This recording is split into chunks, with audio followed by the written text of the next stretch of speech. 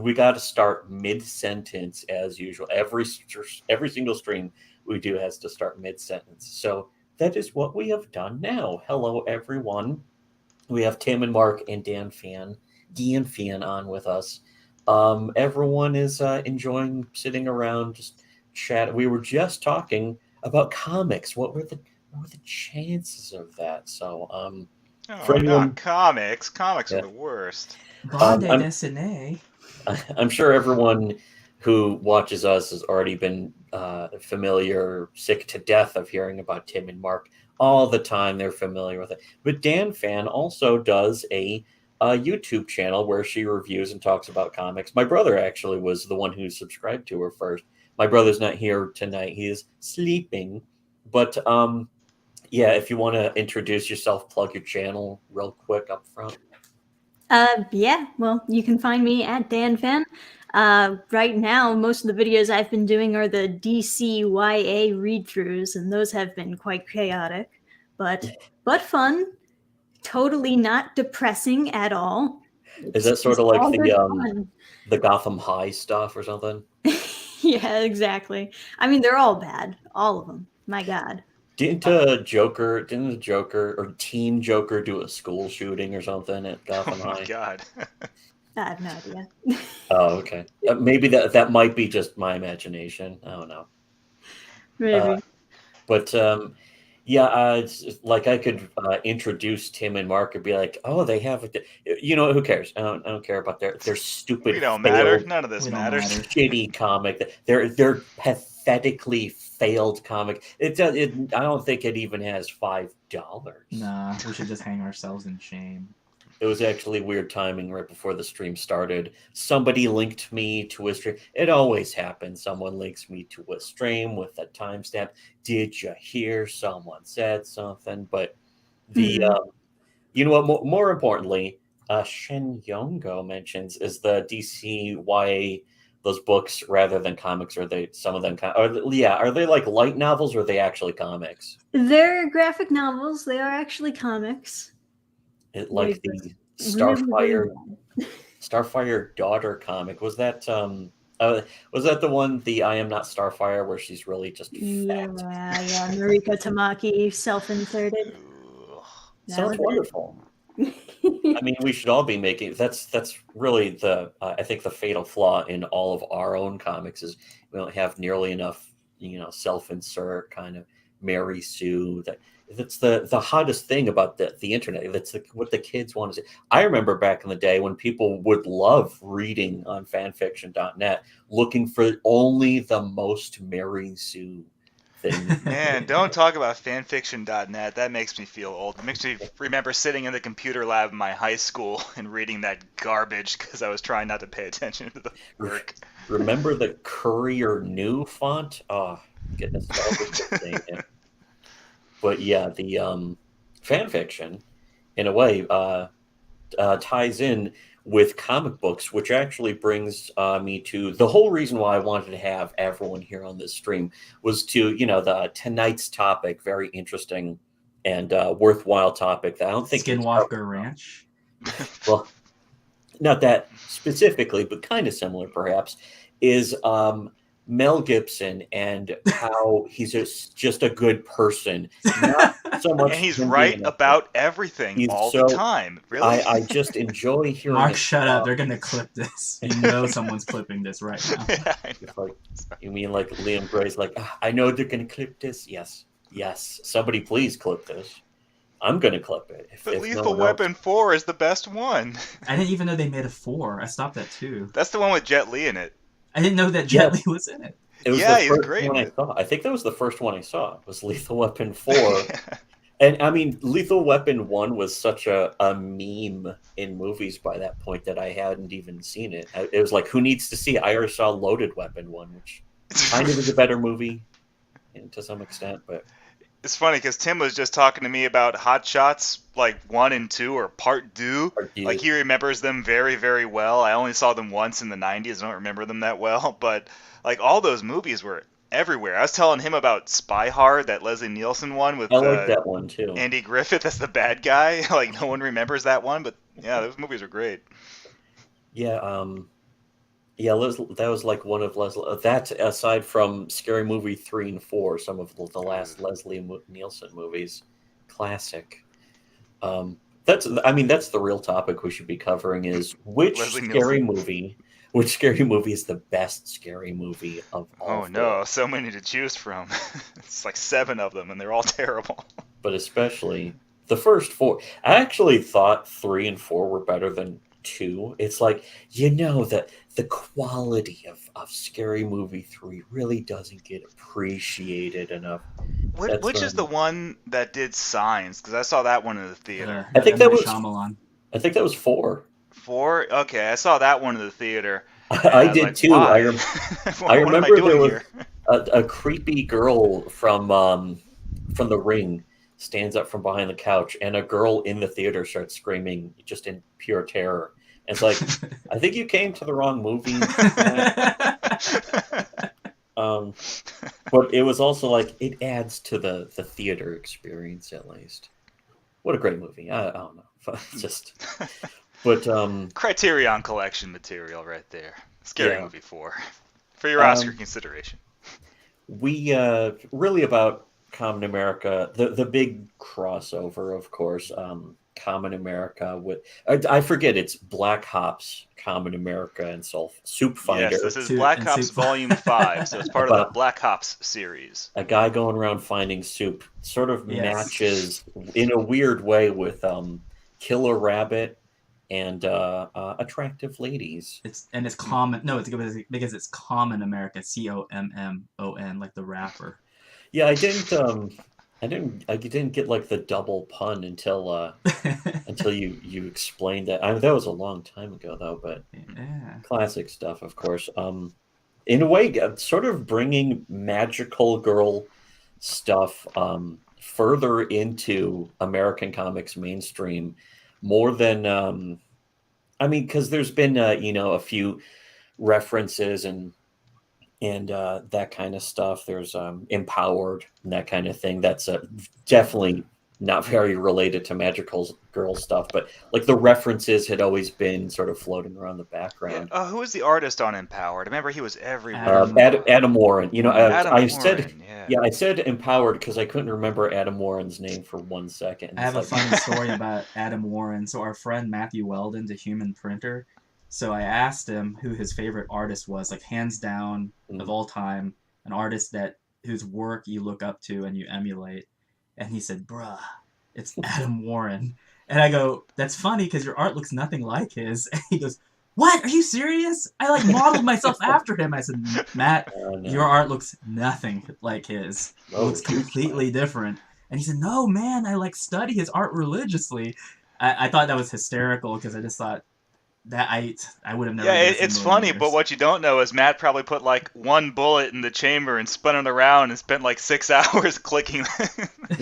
Like I tried so hard. You did he tried so hard and got so far. And got so far. It's true. But I think ultimately, in the end, it's okay. All right. But Dannphan, didn't you do a review of one of the Empowered books? Did I? Maybe.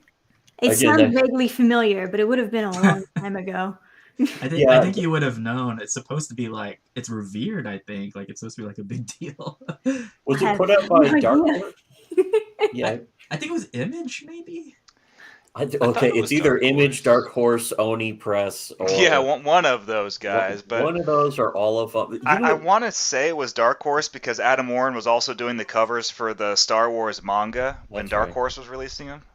I confess that I have never read it. I know that I think Misashi. I think that's her favorite series. Oh yeah, that's right. Maybe that's what I'm thinking of. But yeah, there's Empowered. I would recommend that. It's that one goes back. That one goes back to the mid 2000s, and it was supposed to be it was supposed to just be Cheesecake, and Adam Warren started drawing it so much because Adam Warren was way into the anime style in American comics. He was one of the guys that they would come to. I think he drew a bunch of Dirty Pair comics. Yeah, he did. There were a couple of them. So we were at a local store. And they kind of act like a mini Comic-Con. They just have a lot of stuff.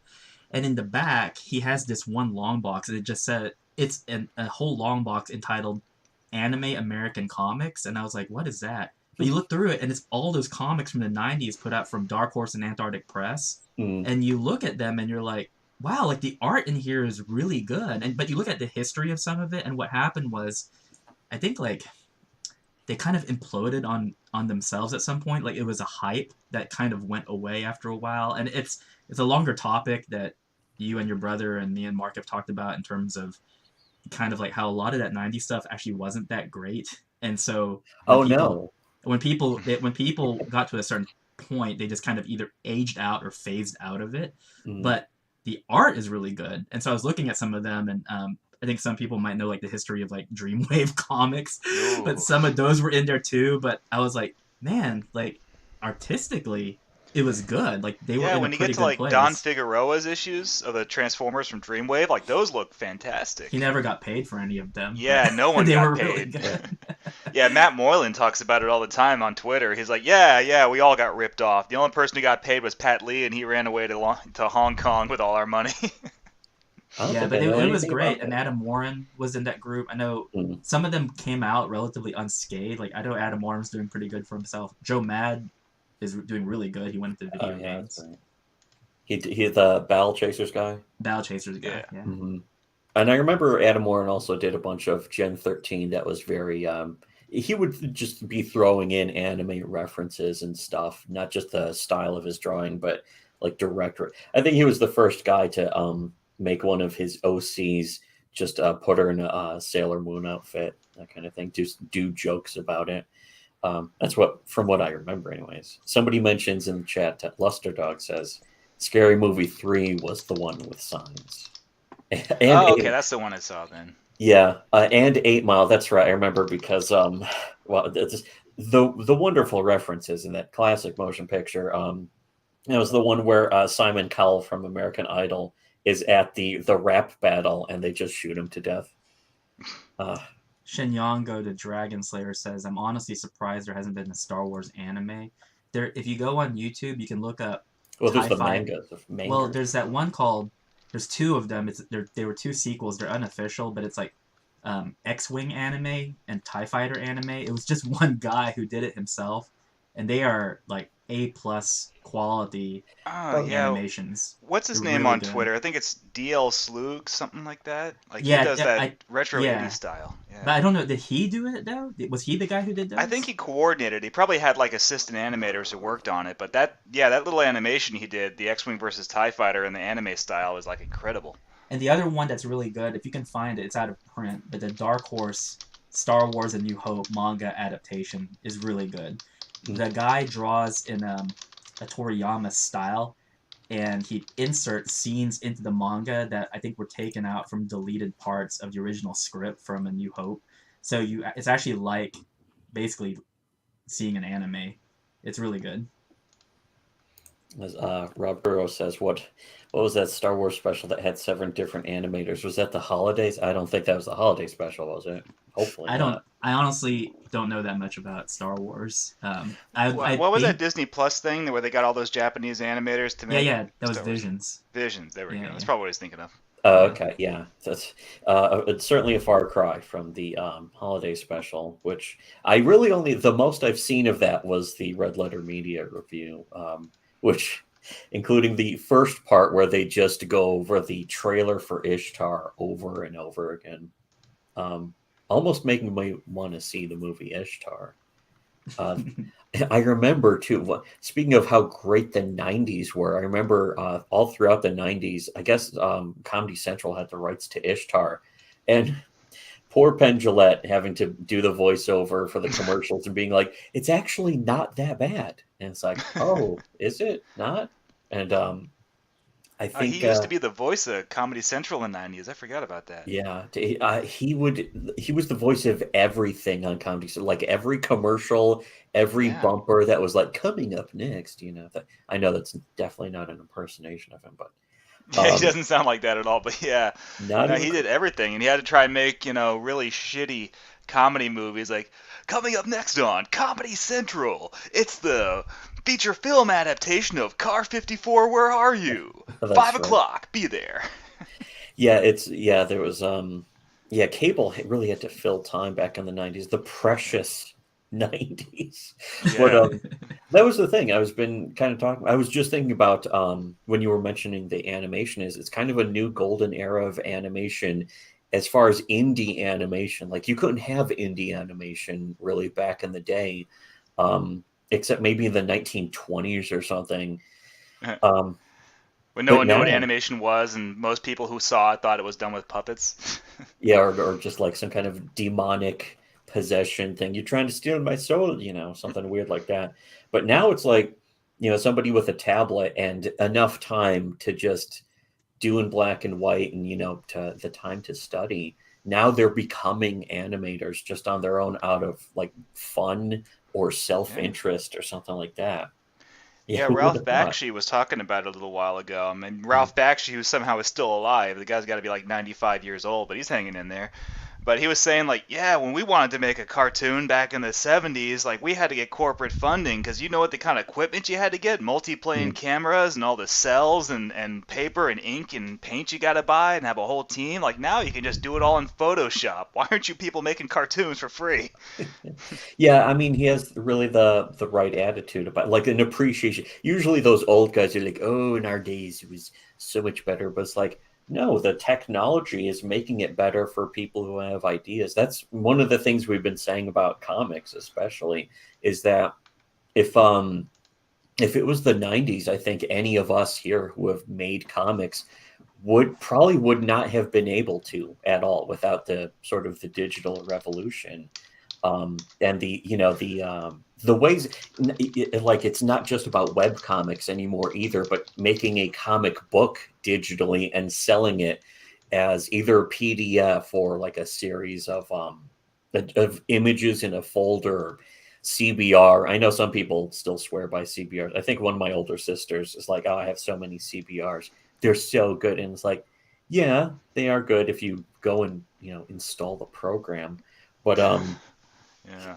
yeah, that's the kind of the new world, and it's kind of weird seeing a whole different situation where people don't want others or something. People don't want others to make comics that are easier to read and easier to get out there. They want comics to be the old fashioned, like you're not really reading comics unless you're reading them on authentic paper in your hands or But something like that that, I think which, that's mostly limited to the West. I think yeah, it's extremely American. outside of America, I think the Europeans have they've adapted and they've embraced a cross blend of different methods of delivery, digital, traditional, etc. The And they Japanese still definitely have have done print. it. Print is still huge in like France, in Yes, Japan, it in is. South Korea, that kind of stuff.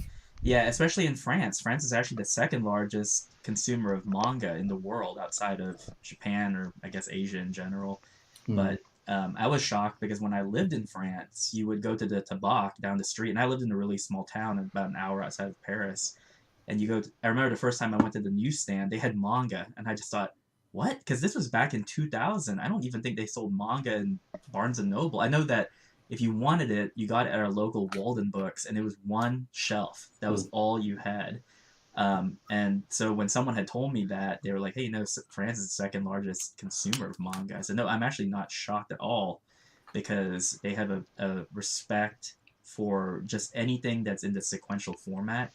And that's partly where we learn kind of the hardcover method, like what they do. A lot of their, I guess, auteur artists will typically work on like one graphic novel, and they'll make sure to put like 3 or 4 volumes out a year, and sometimes just two really big ones. And they're fine with that because it's just considered, well, hey, it might be like a $15 purchase, but you're getting like a hefty tome to go with it. So I just think that a lot of these debates, they typically just happen in the West.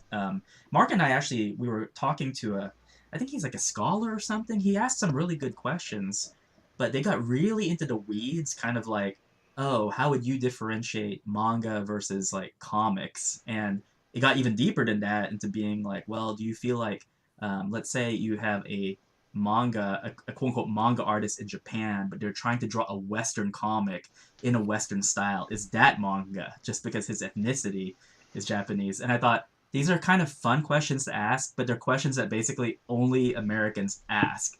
If you go to Japan and like translate American comics into Japanese, the translation is manga, American manga. They have like one word that just describes the medium. They don't have it I mean, broken they've down. come up with the term amekomi for it's like a short portmanteau of American comics, and they use that sometimes to differentiate. But it's like anime and cartoon. They don't have a word over there for American cartoons. It's all just anime. The Simpsons is anime. Mickey Mouse is anime, and most of them just call American comics manga. There really isn't a difference from the point of origin.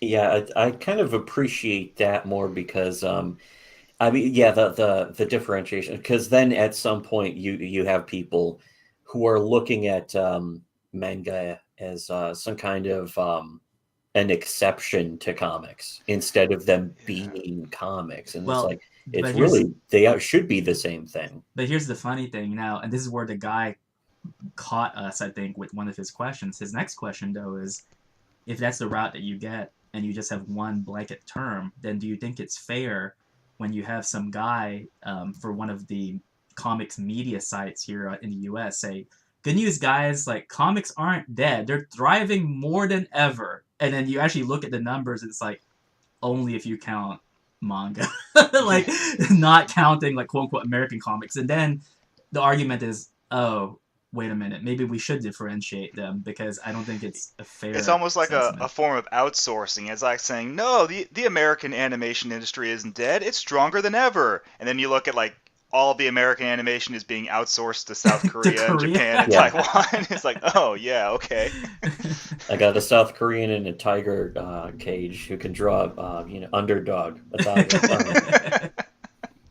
But the oh yeah, also Shin Young-go mentioning, I think the West used to. I remember the term Japanimation, but I mean, on top of that, also was pretty much every American cartoon was animated Correct. or directed by Japanese, and animated by South Koreans.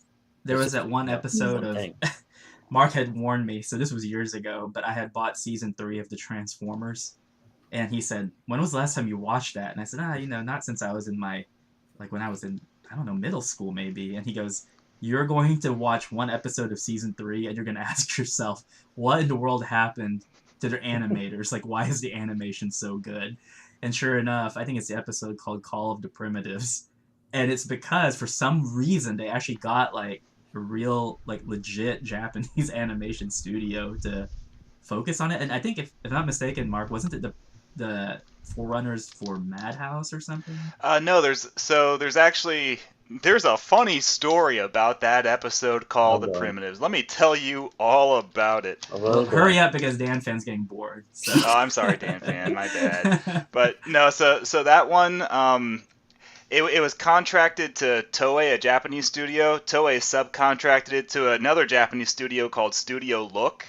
And what Studio Look did was they're like, fuck Transformers, we don't want to animate this shit. So they got all of their up and coming talent, all of the young animators fresh out of high school. They said, you animate this shit. And so all of those like 18 and 19-year-old animators who really, really wanted to impress their bosses and their superiors just like worked like 24 hours a day. Like, we are going to draw the best damn episode of Transformers you've ever seen, and you're going to like promote us and make us key animators and all this. So they ended up just animating the most like gorgeous episode of the entire series that stands out because a bunch of like 18-year-olds seppuku'd themselves drawing that shit. The funny thing is the episode sucks. It's terrible. Yeah, the origin of Unicron, it's awful. It doesn't make any sense, but it looks great. Yeah, it's kind of a long history of, I mean, in comics and in animation, there's this big dichotomy between the art and the writing, of course, where there's so many things where the art is just fantastic, animating on the ones or some shit like that. And then there's the people who are writing, who are just, fill-ins. It's like, we can just get some homeless guy off the street. He'll script this for $5 and a sandwich or something. And so there's I always thought, you know, I always felt that that was one of the biggest detriments to American comics, and one of the things that really made manga stand out was that the people writing it, there, I mean, there's editorial being like, you gotta have this, you gotta have like, but the editorial in manga seem to have a better understanding of not just what audiences want, but what you need to have a story that actually goes somewhere. Because a lot of stories can um, start off at all, but they can start off strong and then fizzle out because it's like, well, I didn't really come up with an ending. I just came up with a premise. I came up with, you know, it's Die Hard on a boat, or Die Hard, but they're all robots, or whatever it is. You know, the X meets Y pitch, and I Ugh. didn't come up with the follow through. You know, something like that. And and that can still always go somewhere, but you got to have some forethought there. And usually, and you know, that's, I think that's what the editors in manga would really do, is say you got to have it go somewhere next and then go somewhere from there, and ideally have an end point for the overall. um, Coming up with the ending, I think, was always one of the best pieces of advice to give to anyone looking to create a story. Was before you even start writing the story itself, you want to have some idea of where it ends. I think that's always a good Then idea. you just fill out the middle. It almost makes it easier because you know your end point. You just have to get there, get from A to Yeah, B. Yeah. it's about figuring out how to go from your starting point. Having a starting point is good too, but once you know the ending, or once you have an idea for an ending, sometimes the starting point like provides itself right there, because you know there's the idea of everything coming full circle, or maybe not in a literal sense, but that metaphorical sense, anyways. I told this to Mark, but the best show right now on YouTube for writing is Chuck Dixon's channel. All he Mhm. does is just ask. He just answers fan mail. That's all he does every week. But Yeah, he I've seen get some of that too. it's fantastic. He gives really good stories, like personal anecdotes for things that have happened. He gives very general writing advice to people who inquire about it, and he shares it. I think the only thing I disagree with him with is some of his recommendations. I can't really get Mhm. behind, but his overall tips and stuff that he and a lot of the business savvy that he imparts is really good information. So it's called Ask Chuck Dixon, and he puts out a video I think every Wednesday. But Yeah, he's it's kind good of no stuff. bullshit guy who was like, I remember a few years ago somebody asked him, he's like, what do you think really went wrong with comics, specifically American comics? What do you think went wrong with Marvel and DC? And I think they were expecting the answer to be like, the SJWs ruined it and that kind Yeah, of thing. I And think it was Blizzard. he said it was when the fans took over in the 70s, Yeah, and everyone suddenly went kind of quiet and awkward and went, okay. It's like they just weren't expecting that answer. And the thing is that Chuck Dixon kind of knows. He definitely has an understanding of that. He would know, you know, some extent of that. and And there's a and you have to word it carefully because yeah, people get really verklempt and they start pearl clutching. And for example, like I'm having Mark watch Bakuman. Just I know it's painful because he hates the drama, but I'm like, ignore the drama and just I, watch it for the process of how they make it because and that part's good. I like that part. there's really important parts to pay attention to, and one of the parts I don't think he's gotten to it yet because it's in season 2, but their numbers are not doing very well, and so I think their new editor is like, here's a bunch of fan mail, just go through this and see what you should do, and they make a bigger point of it in the manga to point out like you don't ever do that. You take the mail and you read it for compliments and stuff, kind of a morale booster. But when someone is like, nah, you should totally like have these two solidify their relationship, it's like you don't do that because it's that they're not the ones in control of the story. You as Mark says, it's not about subverting expectations. It's about giving the reader something they did not expect. That's completely different than subversion. But on the other hand, you can't just adhere to something that they say because then it's too predictable. Your work becomes rote. And I think that essentially is what Chuck is getting at, is that there used to be this barrier between the work and the reader where there's a chasm that is filled only when the reader gets the work and is able to um, decipher and interpret it in its physical sense. They're not allowed to pre-predict actually what transpires. And I remember as a kid reading comics, I was not part of any community. Like, people would always tell stories of like, man, you remember how you used to go to comic stores and you'd like talk about comics and get in a circle? I was like, I literally never did that. I would go into a store, buy the books, walk out, and just read on my own. Like, I just thought that was weird. And yeah, my mind would kind of percolate and think like, oh, I wonder how that's going to end. But I never wanted. There's a part of me that never really wanted it to transpire the way I thought it would.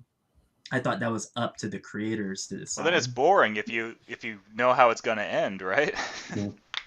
Or like if the fans want something, or if the readers, whatever you can call them, if they want something, especially the fans, if they're like, this character and this character, they should get together right now. They get married right now in the next issue. If you were to do that, it's like, eating a full whole cake right now. It's like, I want a full whole cake, just shove it all into my mouth. And it's like, after that, it's like, okay, what now? And it's like, I don't know. Dessert. I haven't thought about it. Yeah, now dessert. Yeah. Wait a second. How about dessert? A cup of water.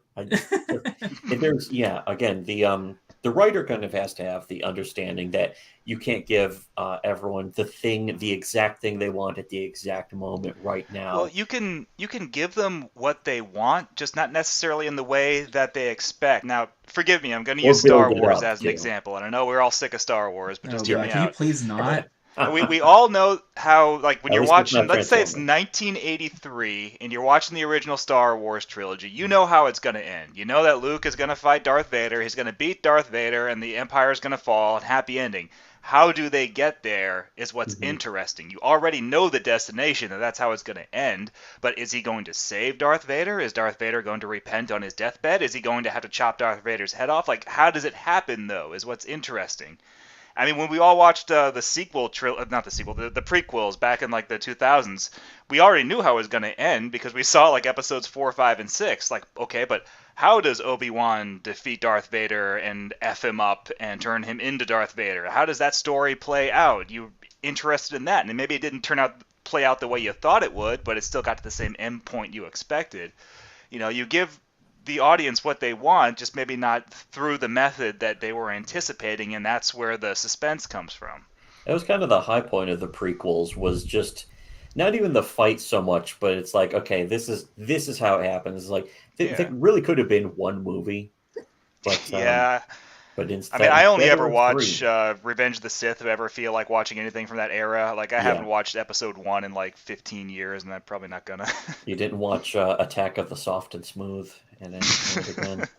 But with that might be the worst of the whole trilogy, I think.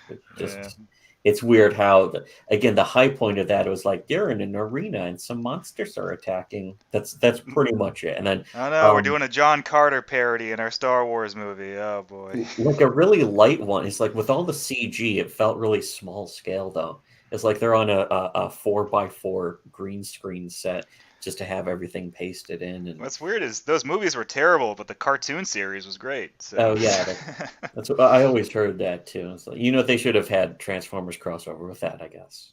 Yeah, right. Yeah, Transformers Prime versus Star Wars Clone Wars. That'd be great. I don't know if we've ever talked about it before, Thomas, but Mark and I really like Transformers, but really? Yeah, but that was one of those properties that went south real quickly, and then we just like jumped ship before it got like really bad. But it's almost all of them too, isn't it? Just everything from the 80s, and then it goes on for another 10 years, and like TMNT at some point had TMNT. I'll tell you one thing that's strange about TMNT. In all the conventions that we've done, the people who like TMNT are like the most well-adjusted people.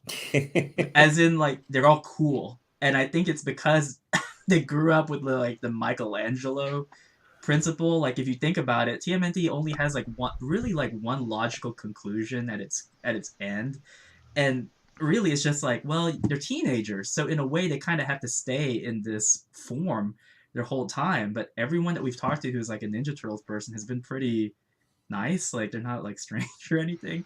That's not saying that other people are. I'm just saying that in our experience having dealt with them, they're we think like the most well-adjusted that we've encountered. As opposed to probably the least well-adjusted would be us Rescue Rangers fans, of course. Oh yeah, you're all still furious over the whole gadget thing. I understand. No, I think She Tom used thought to it be was funny. pure.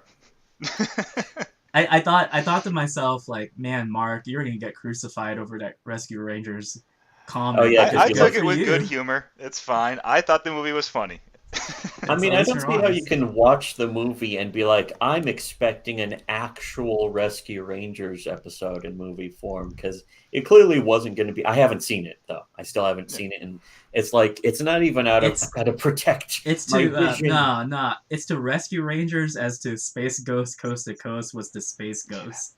It's like they're not even related to each other. It's just jokes. It's It's just all nothing just but jokes. You jokes. go in and you have fun. It's a comedy. It's not deep. It doesn't have any serious messages about it. It's just It's fun. really You're stupid. just supposed to laugh. That's all it It's is. a lot more like Who Framed Roger Rabbit, from what I've Yeah, seen. I heard a lot of comparisons of Who Framed Roger Rabbit too. I mean, which is like, in a way, I mean, that's a great selling point. That's what it should be.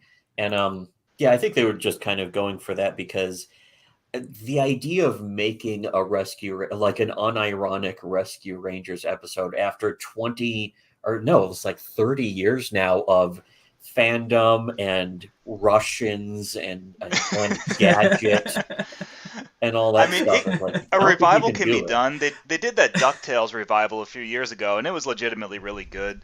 Yeah. But I mean, Rescue Rangers. Let's be honest now, it's not DuckTales. Rescue Rangers is not DuckTales. I showed But it I to Mark. think The they funniest. can't do that again, too. They can't just be like, okay, we'll do what we did with DuckTales, but it's like, how do we do that? Just make it DuckTales? And it's like, no, we can't. Someone sent. So I showed it to Mark, but there was apparently like a board on 4chan where someone had leaked 24 hours ahead of time, like one of the scenes in Rescue Rangers where it turns out Gadget Zipper had these deformed children, and it was a serious list of commentary of people just like screeching and being like, "I can't believe they did this," and you're just like, "Holy cow!" Yeah, I mean, that's that's the whole freaking thing. funny.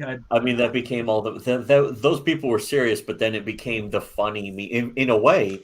It almost justifies the movie doing that because funny stuff came out. I think the guys, it was the Lonely Island guys who did that movie, didn't it? Yeah. So they understood. It's not like they did that on accident. Whoops, we didn't think people would react like that.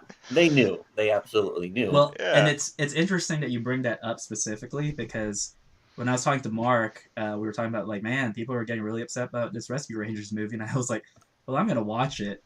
He's like, oh, why? And I said, it's by the Lonely Island. Like, these are the people who did like the Jack Sparrow song. Like, I'm on a boat. Yeah, I think they're just doing it as like it's meant to just be a comedy. It's not supposed to be part of canon or continuity. In fact, the bigger miracle is the fact that they got it greenlit. Like, that's the strangest thing, that it actually passed like some IP filter or whatever. And so and then Mark watched it and was like, holy cow, it actually was funny. And I was like, yeah, it's really stupid, but it's just on you know what it par with the rest reminded of me their of? work. Like the whole movie, it reminded me of those commercial bumpers that Cartoon Network used to do in like the 90s, where it's like Cartoon Network is actually just an office building, and like all the cartoons just go there to work in the day. So they have like a bumper of like Fred Flintstone and Space Ghost like trying to park their car, or like they won't let Scrappy into the building because they're not making Scrappy cartoons anymore. Or like one with like Droopy and Shaggy are like going to get burgers and they're just like doing a Pulp Fiction parody as they're driving in their car. It's like stuff like that where it's like, what are they doing like in their downtime when they're not making cartoons? And like I loved those when I was a kid. Or do you remember when Hank Hill met the Silver Surfer? I mean, yeah, right. It's like, is that canon? Is Silver Surfer canon to King of the Hill? That is now. If Twitter was around back then, they'd be like, this is how much they disrespect the Silver Surfer fans, pairing him up with Hank Hill. Oh, that was interesting. I was thinking about like G.I. Joe comics. I remember specifically reading the letters page for the Transformers, the G.I. Joe Transformers team up, the Generation 2 one. Pages. And the letters page was like people being like, I've been reading G.I. Joe for 15 years, and it's a travesty that they're pairing up with a toy. And I'm like, G.I. Joe is a toy. Like, what? That's the whole point. It's called G.I. Joe. It's not called an actual life person. Those letters pages are crazy. It's funny because G.I. Joe fans, I mean, I like them. They're very dedicated. They're great, but they have this weird idea that G.I. Joe is realistic and grounded. you know, and they're like, no, having transforming robots show up in G.I. Joe just ruins the immersion of the grounded, realistic wartime drama. I'm like, dude, like Cobra Commander's running around in a scuba outfit piloting the Pogo. It's really not And then there's grounded. the Cobra Law guy was basically a snake. He was a snake who was a person.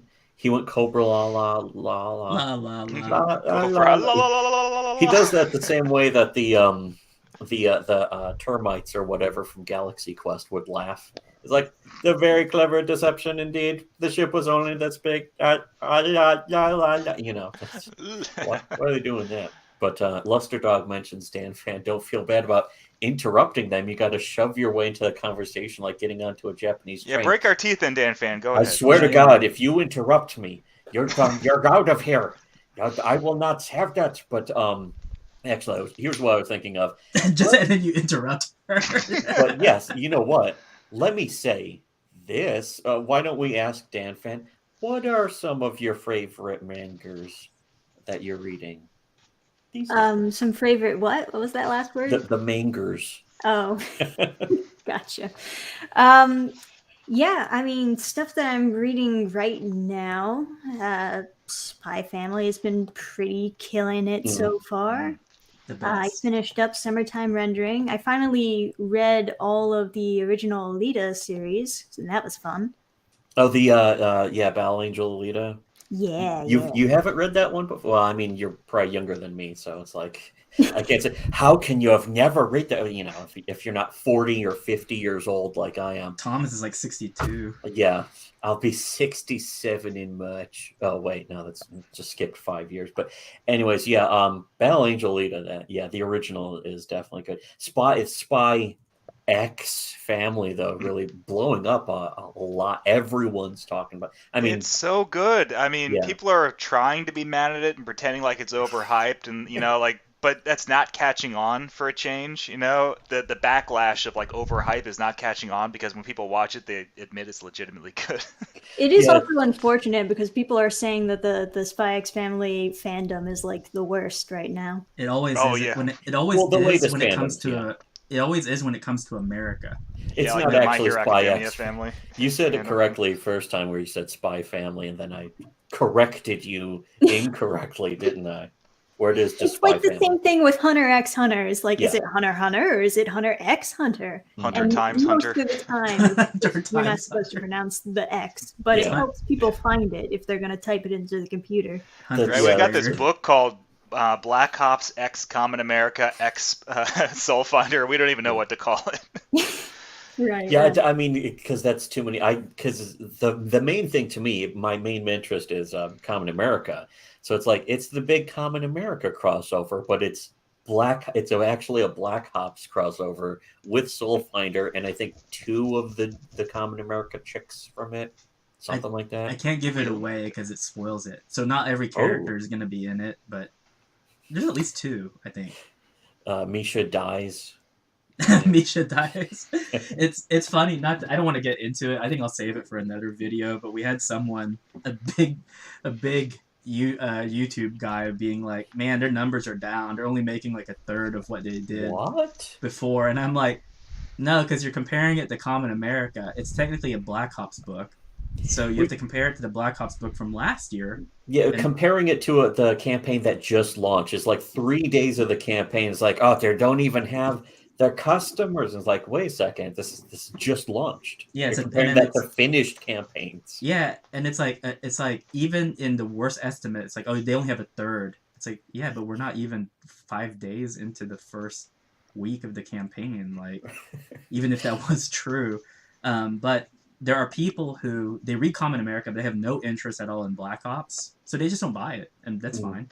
And even if it were true, like for example, if the metrics were looking like that for Common America, we also have to consider that one thing that happened in the last campaign is we know for a fact that people wait for the omnibuses. So That was the biggest thing. Because it was like slightly less on Common America 5 versus 4 plus omnibus, wasn't it? Right. And so what happened was with 4 plus omnibus, we had a huge spike, and it was mostly omnibus plus volumetric sales, whereas for this recent campaign, there wasn't a drop in backer number. There was a slight drop in money. We actually got more backers this time, but people were not spending as much because there was no omnibus that basically like acted as a compilation. It's people waiting on the big one that comes out typically once every 2 years.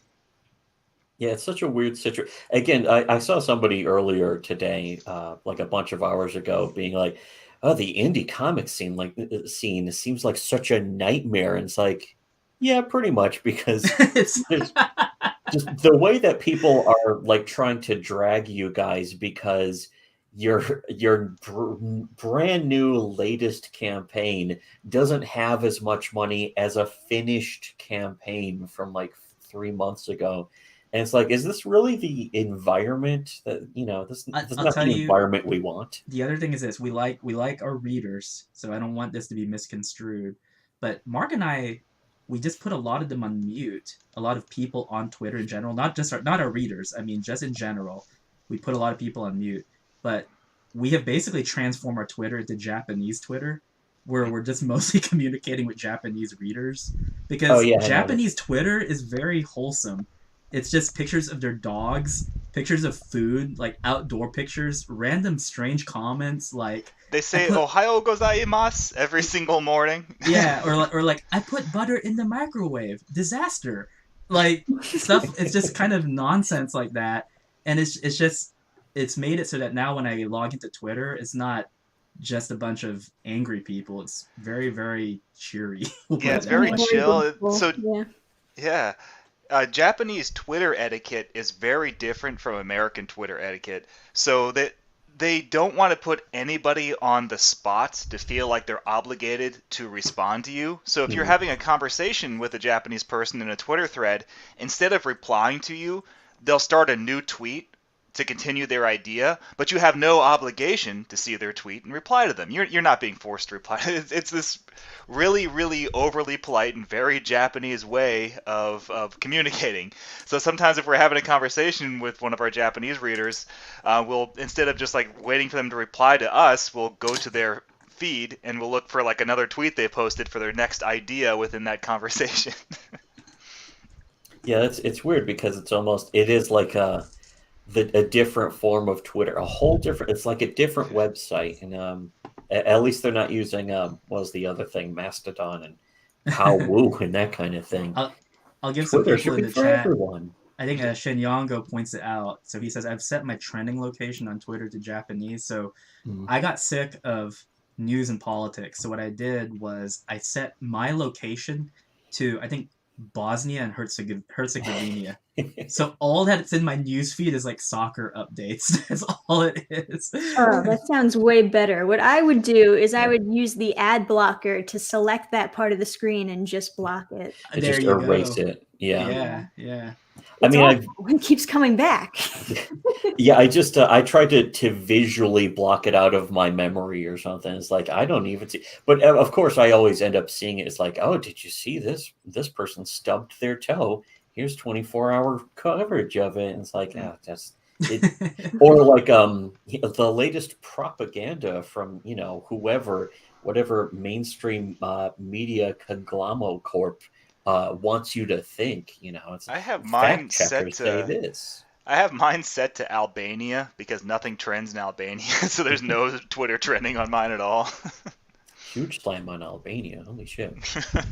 Anyways, Spy Family, Spy X Family. The anime always seems to make a huge growth. And it's funny because as much as the mangas are getting a huge readership, even through piracy and not piracy, whatever not piracy even is, it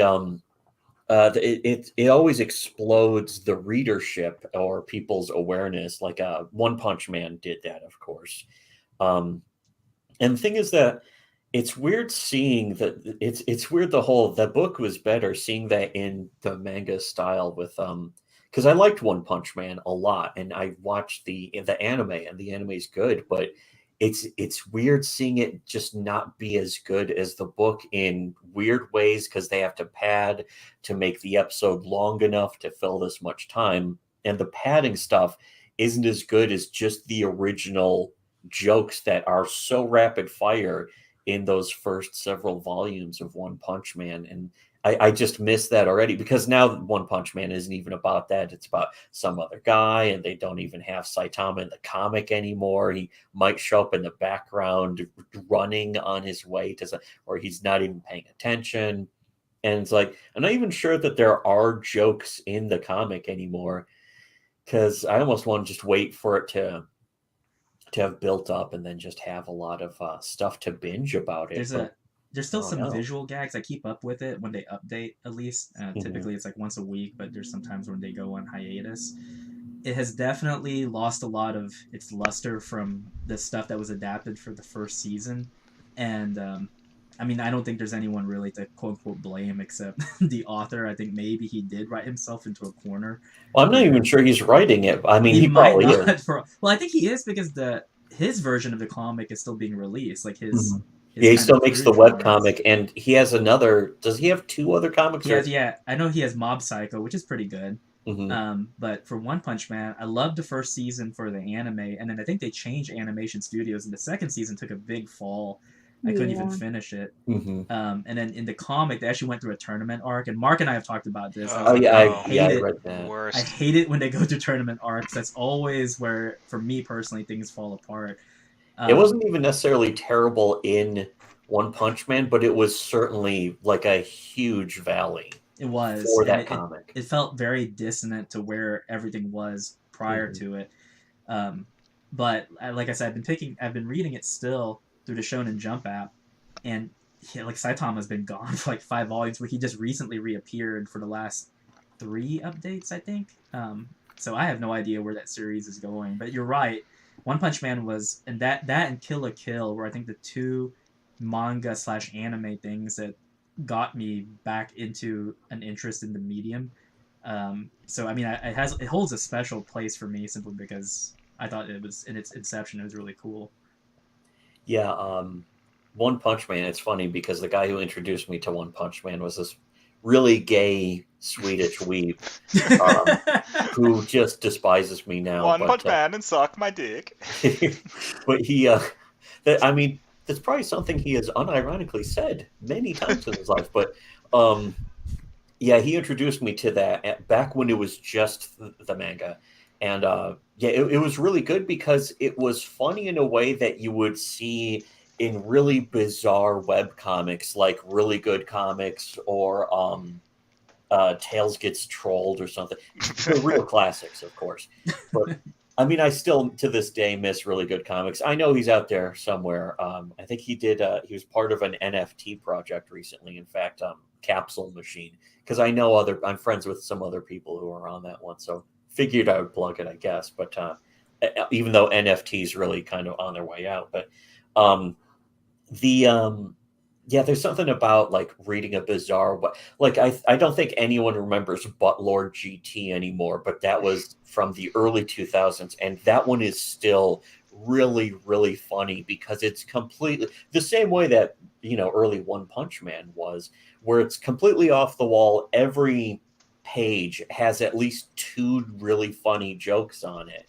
And then it doesn't waste any time just getting to the next ridiculous part at its, you know, as it wants to, instead of being like, well, we got to establish how the story works. It's like something with comedy is like, you could just make it so it doesn't work at all. There's no, you can destroy the structure if you want. That could be part of the joke. And I kind of miss that now in One Punch Man, where it seems to just be more about the structure than the jokes. And it's kind of more like One Note Man. I'm sorry, but Yeah. it's like his whole thing is that, yeah, I can defeat any villain and resolve any conflict with one punch. I'm literally invincible, and that's funny for only so long. I watched the first season of the anime, and even by the end of the first season of the anime, I was getting kind of tired of it. Like when the Fish King guy, King Neptune or whatever, showed up, and like Saitama just has to be removed from the conflict for 3 episodes because he could resolve it too quickly. It's just like, all right, I can see where this thing is going to have a serious problem in season 2, so I'm just going to bail. Where they're doing it, where they're going right now is actually pretty neat, because the guy that he's fighting, basically, he can't touch him because he's too fast. So I was like, oh, there you go. Like, there's your resolution to that. Finally, someone fast, because he used to be the fastest too, wasn't it? Yeah. Oh. What were you saying, Dannphan? Oh, I wasn't saying anything. No, I wouldn't dare interrupt anyone. Do it. Yeah, you Please better not. interrupt us. You better not We're all say lame. anything about how Gadget has 40 kids either. I'm gonna be so pissed off. But you know what I actually kind of wanted to ask was, have you read Delicious in Dungeon, or Dungeon Meshi was the other name for it? Me? Yeah. No, I haven't read it. I would recommend that. It's funny. I would recommend it because it's a cooking manga. Obviously, I would recommend it to you, but no. It's like Dungeons and Dragons, but they eat the monsters, and I think there's a couple, maybe one or two other mangas like that. But I think Dungeon Meshi is the gold standard for that because it's really funny, and a lot of memes have come out about that to the point where memes are being like defaced because the cute elf chick who's the one of the main characters is just so distressed and unhappy at constantly having to eat basilisks and eggs from weird creatures and This manga actually sounds really awesome. You're selling me on it Yeah, right it now. sounds pretty fantastic. I read it. It's I read it because legitimately. he recommended it. It's actually pretty good. We reviewed it a long ass time ago. I think it was a few like 2018 or 2019, but they're making an anime out of that, and I can imagine that one adapting very nicely because each chapter of the manga is like a meal. It's its own meal based on its own monster, and it's about not just how they cook and eat the monster. It's about the recipe, of course, but it's about how they have to kill or capture the monster, or like the what's that goofy root vegetable demon monster, the mandragora. The mandrake, and it just screams like. Yeah, there's an entire chapter about. It was funny. Yeah, the elf girl. She's I think Marcel is her name, and she is like, I got an idea about I'll tie a rope to the roots and just sort of pulley it over this branch. They're in a dungeon though, but it's like this bizarre underground dungeon where stuff grows and where people are constantly around. Around the corner there might be another group, that kind of thing. But she finds the mandragora things, and she is going to try this pull with the rope and get as far away as she can. And then the dwarf guy, who's the actual cook and an expert warrior and lives in the dungeon, he just pulls it out of the ground and chops the head off immediately. It's like, they're done. But they get some of hers that she does this, and there's some bizarre adventure where like I think birds attack her or some shit.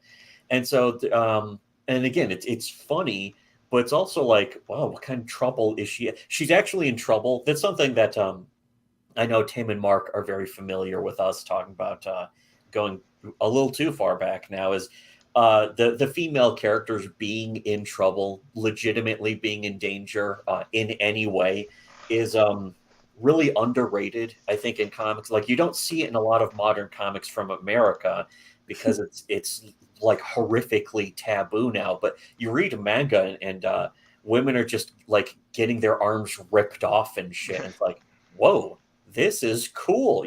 It's fucking it's a bizarre new situation that I think a lot of readers don't expect, having stakes on a level that they don't expect, because it's a different kind of subversion, if you will, of the character. You don't expect characters to be in that much danger from anything, especially in American comics, where people are just getting punched in the face and getting shot or stabbed and then just completely walking it off.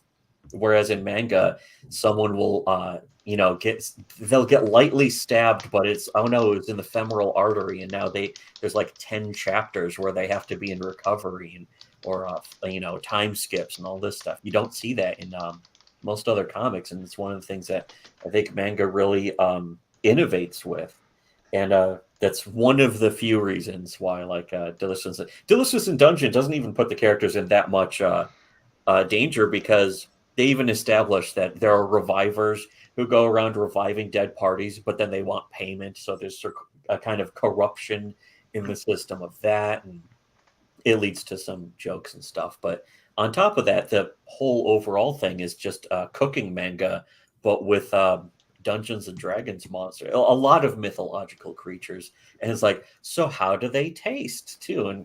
And one of the main characters also is just Knight, like a blonde knight guy who he's the one who's really obsessed with monsters, and he wants to eat all of the monsters. He's the first guy who sees a monster and says, how will that taste? And then of course the elf chick is like, no, I don't want to eat any more monsters. And then and it always tastes good, and she's like, always tastes good because the dwarf guy is like an expert cook. He's a real expert chef. And he also has that big tempura pot that works as a shield and that kind of stuff. So it leads to all these goofy situations. Perfect. Just as a note to people in the chat, you'll notice that whole time Thomas was making sure not to sell you on X meets Y. It would have been so tempting to be like, just imagine Dungeons and Dragons meets Hell's Kitchen. Or Food Wars was the other one. Or isn't that called Shakugeki? Oh, fuck it. I don't know. So Dannphan, as a backstory to that, people don't take our advice a lot of times. We just give it when people ask. But one thing that we always say to some creators is we always say, never sell your book as X meets Y. It's like the laziest way of selling yourself. Or don't. No, yeah, I've heard that before. I've seen other books be advertised like that, though. Constantly, yeah. It's relentless, especially in comics, because comics seem to be going for like the simplest. American comics especially is like, how can we sell this the simplest way to people who don't care and probably won't buy the book anyways or something. And it definitely comes from Hollywood, of course. It does, and I had an irrational conniption because I think it was last week, and I was listening to a random stream talking about comics, and it was like, 4 independent comic creators, all 4 of them pitched their books as X meets Y. Yeah. It was like, all right, we're gonna hear your elevator pitch. You go, and it's like, just think X-Men meets Pacific Rim, and everyone else was like, ooh, that sounds cool. How about you? And it's like, just imagine Sailor Moon meets Mad Max Fury Road. Ooh, that sounds original. I was like, I am gonna pull my hair out. The thing is that's only the beginning. That's not really your pitch. That's the punchline, or that's the tagline at the top. You got to follow that with why it works, because Sailor Moon in Mad Max is like, okay, that sounds funny. Is your comic actually funny? Because you read the book, or you could hear them say, yeah, it's supposed to be funny. You read the book and it's not funny. And it's like, okay, you didn't really pitch it. You didn't pitch the funny stuff to me. In fact, that's how we should end the stream. It's not funny. If you didn't pitch the funny stuff to Dannphan, you disappointed her. Well, here's the thing. She has comics. I actually saw Dannphan has her own comics, and there's ways to pitch them. You can even pitch them X meets Y, but I know that there's other stuff that happens, and you could say they go here, they do this, something like that. And I'm not saying we're going to end the stream right now. I'm just saying let's go to 2 hours, and at the 2 hour mark, we're doing that. But the it's I can't listen to other people really talk about comics for the most part, because people just have that mindset of how can we make comics as stupid as possible, as shallow as possible, that kind of thing. The stupid part, I don't mind. I like a lot of stupid comics. I think it's fun, stupid, yeah. I think the shallow part for sure is like, look, we all like a good. You can go to McDonald's and you have a secret craving for a Big Mac, but there's stuff in there, like it's hearty, it's filling, even though if it's not good for you. But some of these ones, it's so superficial and so shallow. And I think the worst thing that could happen is when their X meets Y is actually what you get. That's almost the worst thing, because then it's like you've admitted and you've there's nothing else happening. There's nothing else happening. Like, it literally is that. And I've heard that recently. There was a guy, and like on stream, he admitted to saying like, well, I can't copyright my stuff. And someone said, why not? And he said, Well, because I've already said that it's based off like this X-Men character, and I'm like, why did you say that? How come you did? Why come you think he done it? Why come did you think you did that? It reminds me of one of my all-time heroes, Frito Pendejo from Idiocracy, when he just goes, "Why'd you do that?" And I think of that very often when I see people say things like that. Richard the Fox says, "Imagine Top Gear meets K-On." Well, again, that could actually Hey, be pretty good. Mark, Again, there though, is- it's like what then? What after that? What's the situation? Hey, So again, Mark, yeah. there is, speaking of that, there is one I'm gonna check out tonight. I think it's called Okay. like Super Club, and it's like it's that whole trope of like four girls in an after school club, but they're like in a scooter gang or something. Well, that's the thing too, is that I mean they don't say there is an entire genre of four girls in an after-school club. They have made so many manga and so many anime that are just that. But they never say it's like it's K-On meets. They say like no, it's four girls in an after-school club, but they go camping, or it's It's still four simple. girls in an after-school club, but they have a band, etc. Like they don't frame Okay, it is as a that rip-off K-On? of K-On. They frame it as something original. And Well, sometimes they it's really have created genres of just like plots, but with different variations to them, especially Yeah. like the isekai genre. yeah. Yeah, that's funny because you don't usually think of a genre as being the pitch, but they've done it so much in anime and manga that yeah, the whole isekai thing is just and even the word isekai means somebody usually in high school they get hit by A the car. isekai bus or truck or subway Isekai car. bus. Yeah, and they end up in fantasy world. You can tell it's like the author's barely disguised fetish, or at least that's how it started, probably in the 80s. Because I remember 80s anime having that as a basis. It's like, oh, this person somehow ended up, being a 16-year-old in fantasy setting. Well, shit, 80s anime, you want to talk about like a trend that was just all over the place in 80s OVAs and early 90s OVAs? It's like, all right, it's Tokyo, but secretly there are demons disguised as people, the and only a underworld. secret group of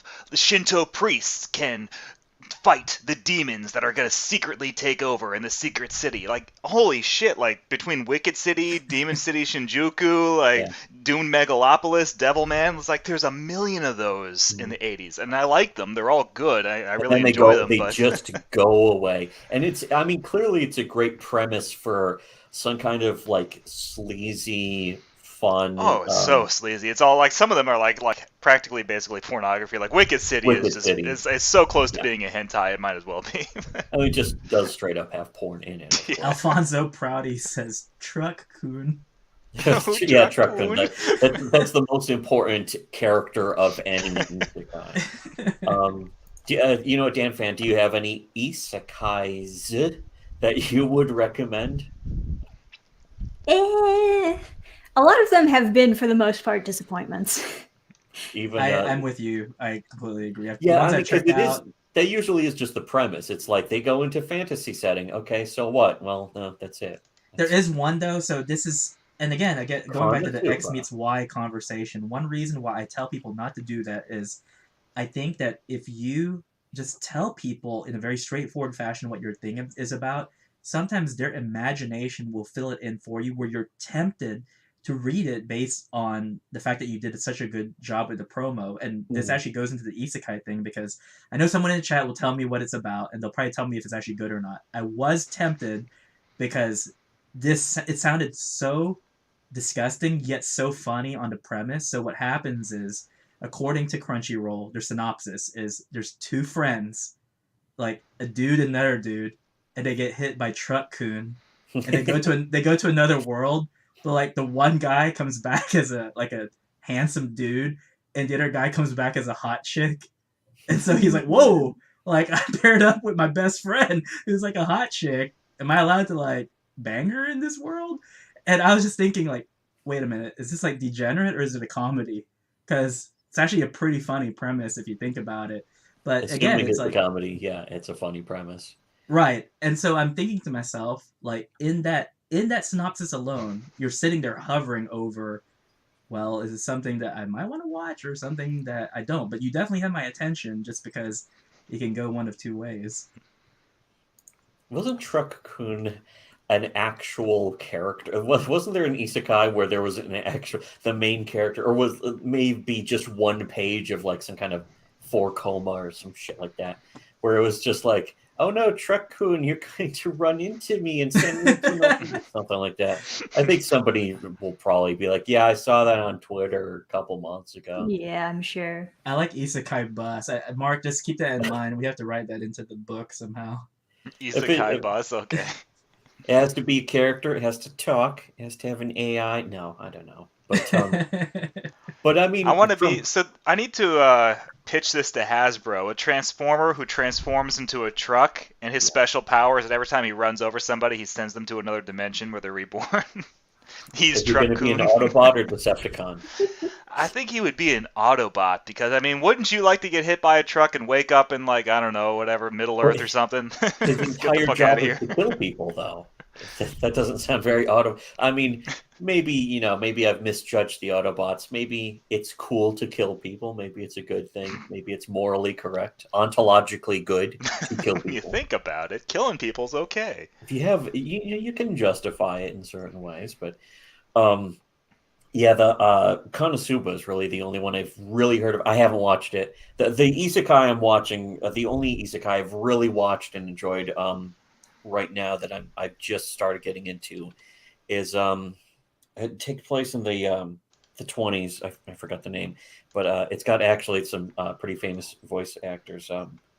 Steve Buscemi is in it, and Michael Shannon is Boardwalk Empire. Boardwalk Empire, yeah. My favorite isekai. Yeah. No, I did just start watching that, but I used to annoy anime fans so fucking much by saying, "Oh yeah, my favorite anime is Curb Your Enthusiasm," just to go to show how long I've been doing this. My favorite isekai is The Wizard of Oz. That really is one too. That's not Gulliver's Travels. I mean, to be honest, yeah, Gulliver's Travels too. That's actually a good comparison because I think a lot of stuff, but it's not about Army of Darkness beats them all. That's the best. Well, yeah, that's very true. Very classic. Delightful, wonderful.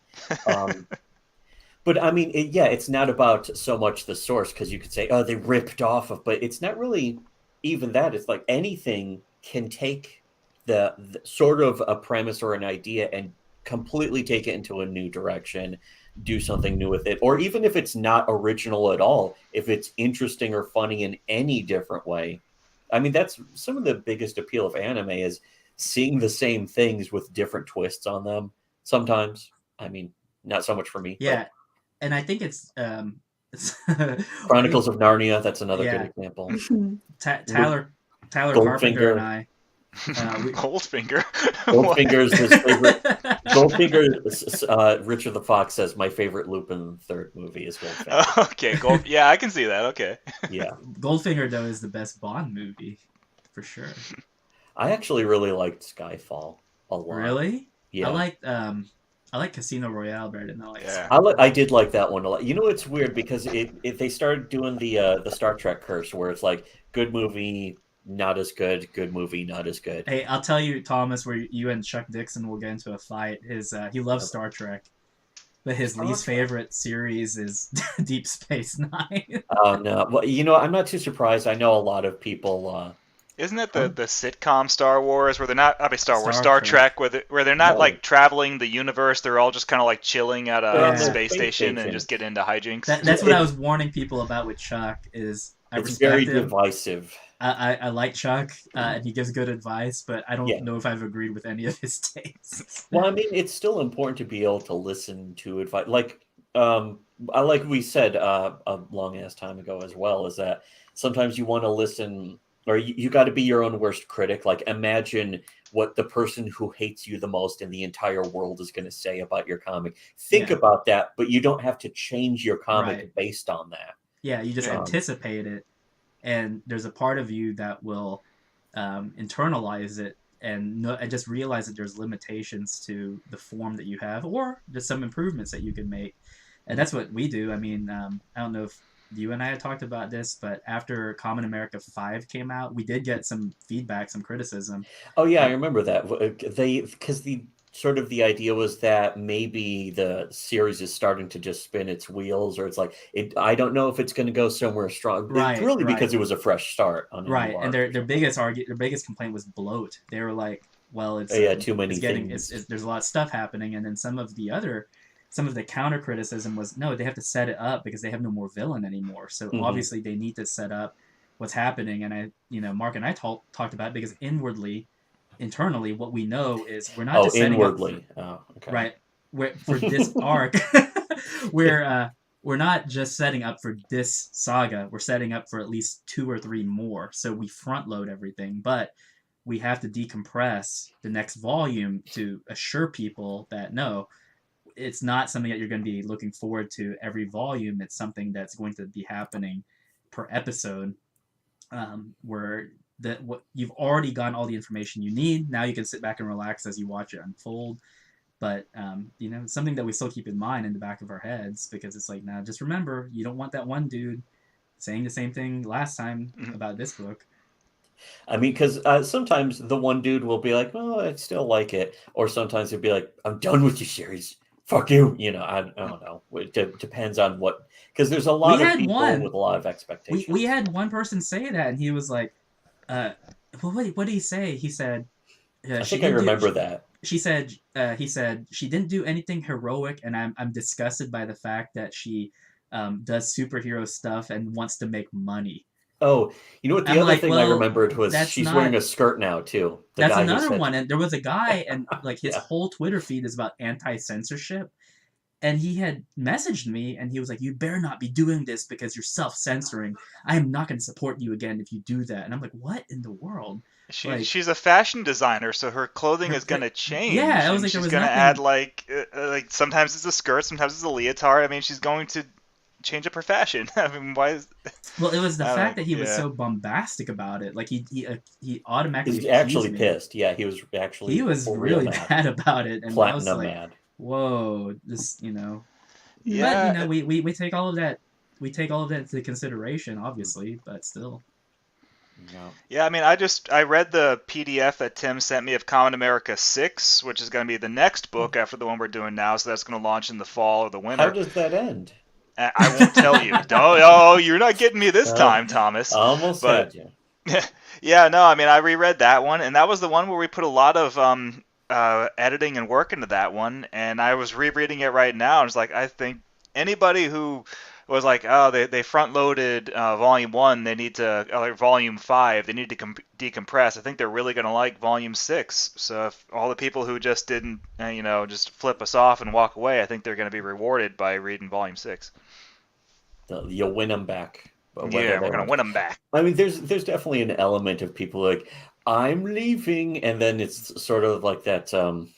I know this is massive derailment, but that South Park episode where George W. Bush is shooting people in the mouth and all this stuff, and it's like, all the secrets are right here, but you can't see them. And turns around and like drops it behind his back, and then looks over his shoulder like, are you gonna grab the secret documents or something?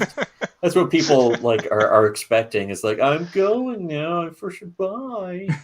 And then they're waiting for you to be not like, no, like, no, wait, stop, come back, something like that. It's funny how that works because, like I said, we've talked about it. We don't want a quote unquote fandom around us. It's like you either like the book or you don't, but there is no like rabid devotion to it. That's just like coming from us personally.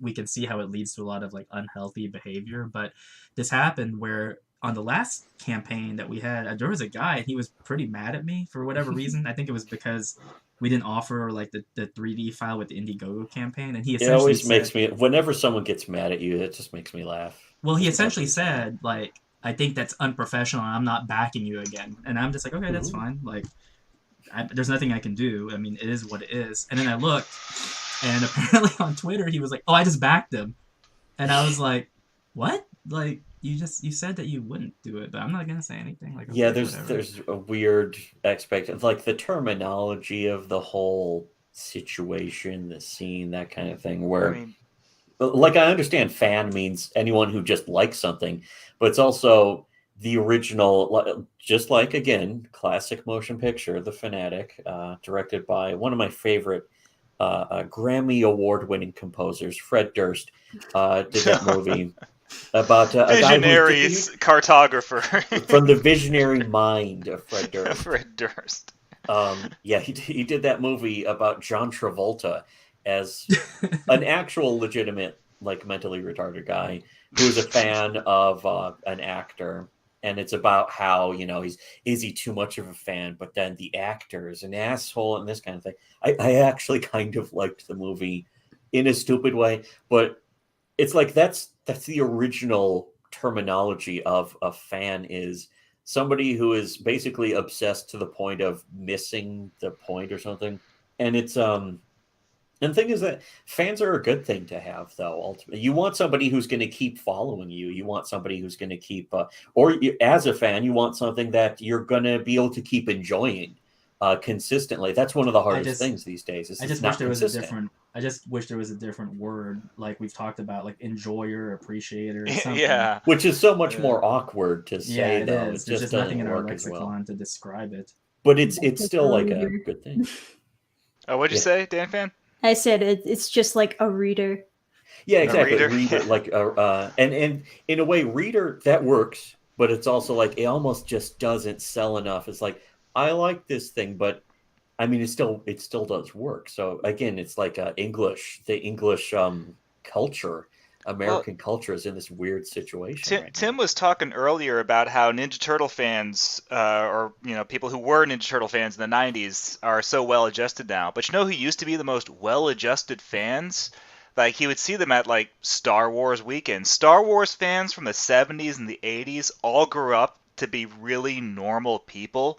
I'm not sure where the divide was when Star Wars fans went insane and grew up to be like deranged maniacs, but the ones, like the legit ones from the 70s and the 80s, all just grew up to have families, and they're probably grandparents now because it was so long ago, but they're all just normal. There's some cultural shift where they went nuts. Well, the Blockbuster era. Yeah.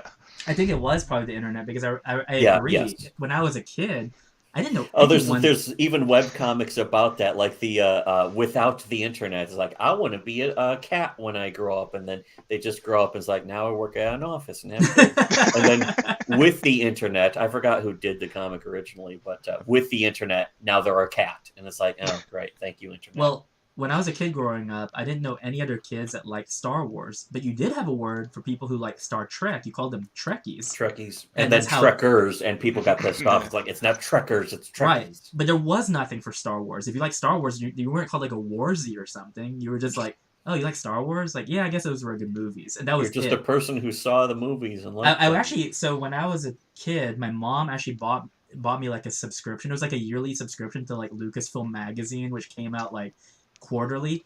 And there was a time when they had nothing coming out that they actually sent a going away present to everyone who had the final subscription. And they gave you like this little tiny Micro Machines Millennium Falcon. And this was back in like, I don't know, 1996. And it was like, hey, Lucasfilm Magazine's going away, but thank you for the good times. Here's your Micro Machines thing. Like, I think that's like inconceivable now, because it's such a big franchise that people are like, what? There was a time when Lucasfilm actually like had to like close one of its divisions, and I'm thinking to myself, yeah, like when I was growing up until I was a teenager, Star Wars didn't have like a dedicated fan base. It was just like, oh yeah, those were cool movies. That was it. Like, that was the extent of your conversation.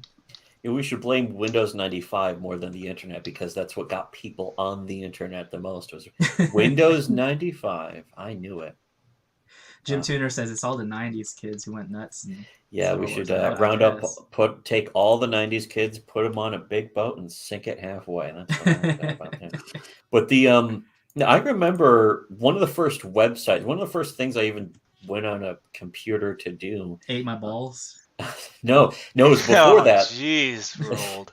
No, it's so old. It's before that. I remember going on a Calvin and Hobbes fan site that was just like, Calvin and Hobbes is so cool, and here's some scripts, and that was it. That was the whole thing. And they had the web counter at the bottom, like number of guests. Yeah, sign the guest book, that kind of thing. And yeah, I remember seeing another one for Rocco's Modern Life, and almost similarly obsessed with Rocco at that time, like 95, 96. And I was like, oh man, this is so awesome to see on a computer is a thing. It's like black and white pictures of this thing that I like. And really low res JPEGs of like standard definition VHS tape screenshots. Yeah. Or GIFs, unanimated GIFs back when people were like, a GIF is just a different form of a JPEG, isn't it? Oh man, if they had a MIDI, and you could hear music, like, clean up all my panties. Oh yeah, that's the Rocco's Modern Life website would have the auto playing MIDI of the theme song, the B-52's version, of course. I think it was 98 when we first got the internet, and I was like just trying to find like websites because like Google wasn't around then, so like searching for stuff on the internet was a pain in the ass back then. You use like web rings, so if I found like one site for Ghostbusters, if I wanted to find other sites for Ghostbusters, I had to use the web ring. So you just like click right until you found like a website that looked good, and then you'd bookmark it. They would usually have the random button that would, that was the only way, because search engines just sucked back then. You'd have to be listed manually or some shit. Yeah. And it's like, but if you just like if somebody else had a fan site for something and you just contacted them and say, here's my GeoCities page that has another, this is mine, and they would just link you to it or add you to the web ring. That was how I found like I remember I was looking for the Max, because the Max on MTV had ended. And like they weren't rerunning it, and so I was seeing if I could try to find any information about the show, and I was going through like Max web rings and finding info about the comics, and there was like a web page that had like a list of all the other Max websites out there, and half of them were dead because they all like they didn't pay their Angel Fire bill for that month, so that website like went away. But I was like finding like clips and midis of it, and I thought that was amazing back then. Yeah, that's why GeoCities really changed everything, because it just made it free, so you didn't have to pay the bill. And then Google changed everything by making it so web rings were completely pointless, because you could just Google it and all the sites would show up. Jim Tuner saying anyone doing GIFs had sold their souls to CompuServe, which yeah, that's right. Usually to even save a GIF, most programs wouldn't even let you save something as a GIF. Web browsers wouldn't let you save a picture as a different format or something. It would just break it, or they didn't have an option. My mouse didn't have a right click. I had a Mac, an Apple Mac, so it was just the one button click mouse, so I couldn't even save anything. It was weird how long it took for them to catch on with that. 90s. Again, 90s, not actually as cool as advertised. Not as cool as my nostalgia is trying to convince me that it was all along. Like, boy, Pop Secret and Snick and Nickelodeon's Doug. It was a great decade. And then I hated like, Doug. Everything else about it sucked. I did not like Doug at all.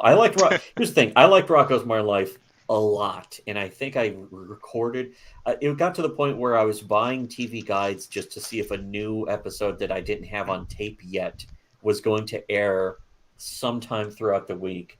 And so I had like giant stacks of TV guides, and I'm like, you know what, I gotta throw these away. Why am I keeping? I would read the letters sections and like, wow, some of these people are insane. But that's how I felt about Wizard Magazine. Man, I kept all my Wizard magazines until one day I realized, like, why am I doing this? And now they're probably worth something. Like Nintendo Power, I had a bunch of issues of Nintendo Power, and everything's worth something now, which is ridiculous. Like, if you had trash from the 90s, if you had a wrapper for Ninja Turtles pudding pies, that's worth like $100 now. It's ridiculous. Collector's market's gone crazy. Yeah, I think that's also a giant part of the problem with the speculator market. I think is a major part of what's really wrong with comics is people make comics to feed into the speculator market instead of making comics to just be read. That's why manga is really ironically outselling, because they make the comics to be read instead of collected. They're made to be read to the point where you're supposed to throw them away and you don't even care about buying another issue or something. Or maybe they're you disposable, do, yeah. I mean, they're all printed on newsprint. They don't do variant covers, so there's no collector's edition or first printings of stuff. It's just you. How many copies of like Dragon Ball Volume 1 are just out there in the wild and absolutely worthless? It's just because people read them and enjoyed them and they got rid of them. Yeah, worthless in a collector's sense too. Yeah. But when it comes to like, oh, I really like that, Volume 12 of Berserk. I really like that one. It's like, it's not a collector's issue. It's just a thing I want to have, and that's in a way piracy almost helps with that. With manga, anyways, it's a whole different story with the different levels.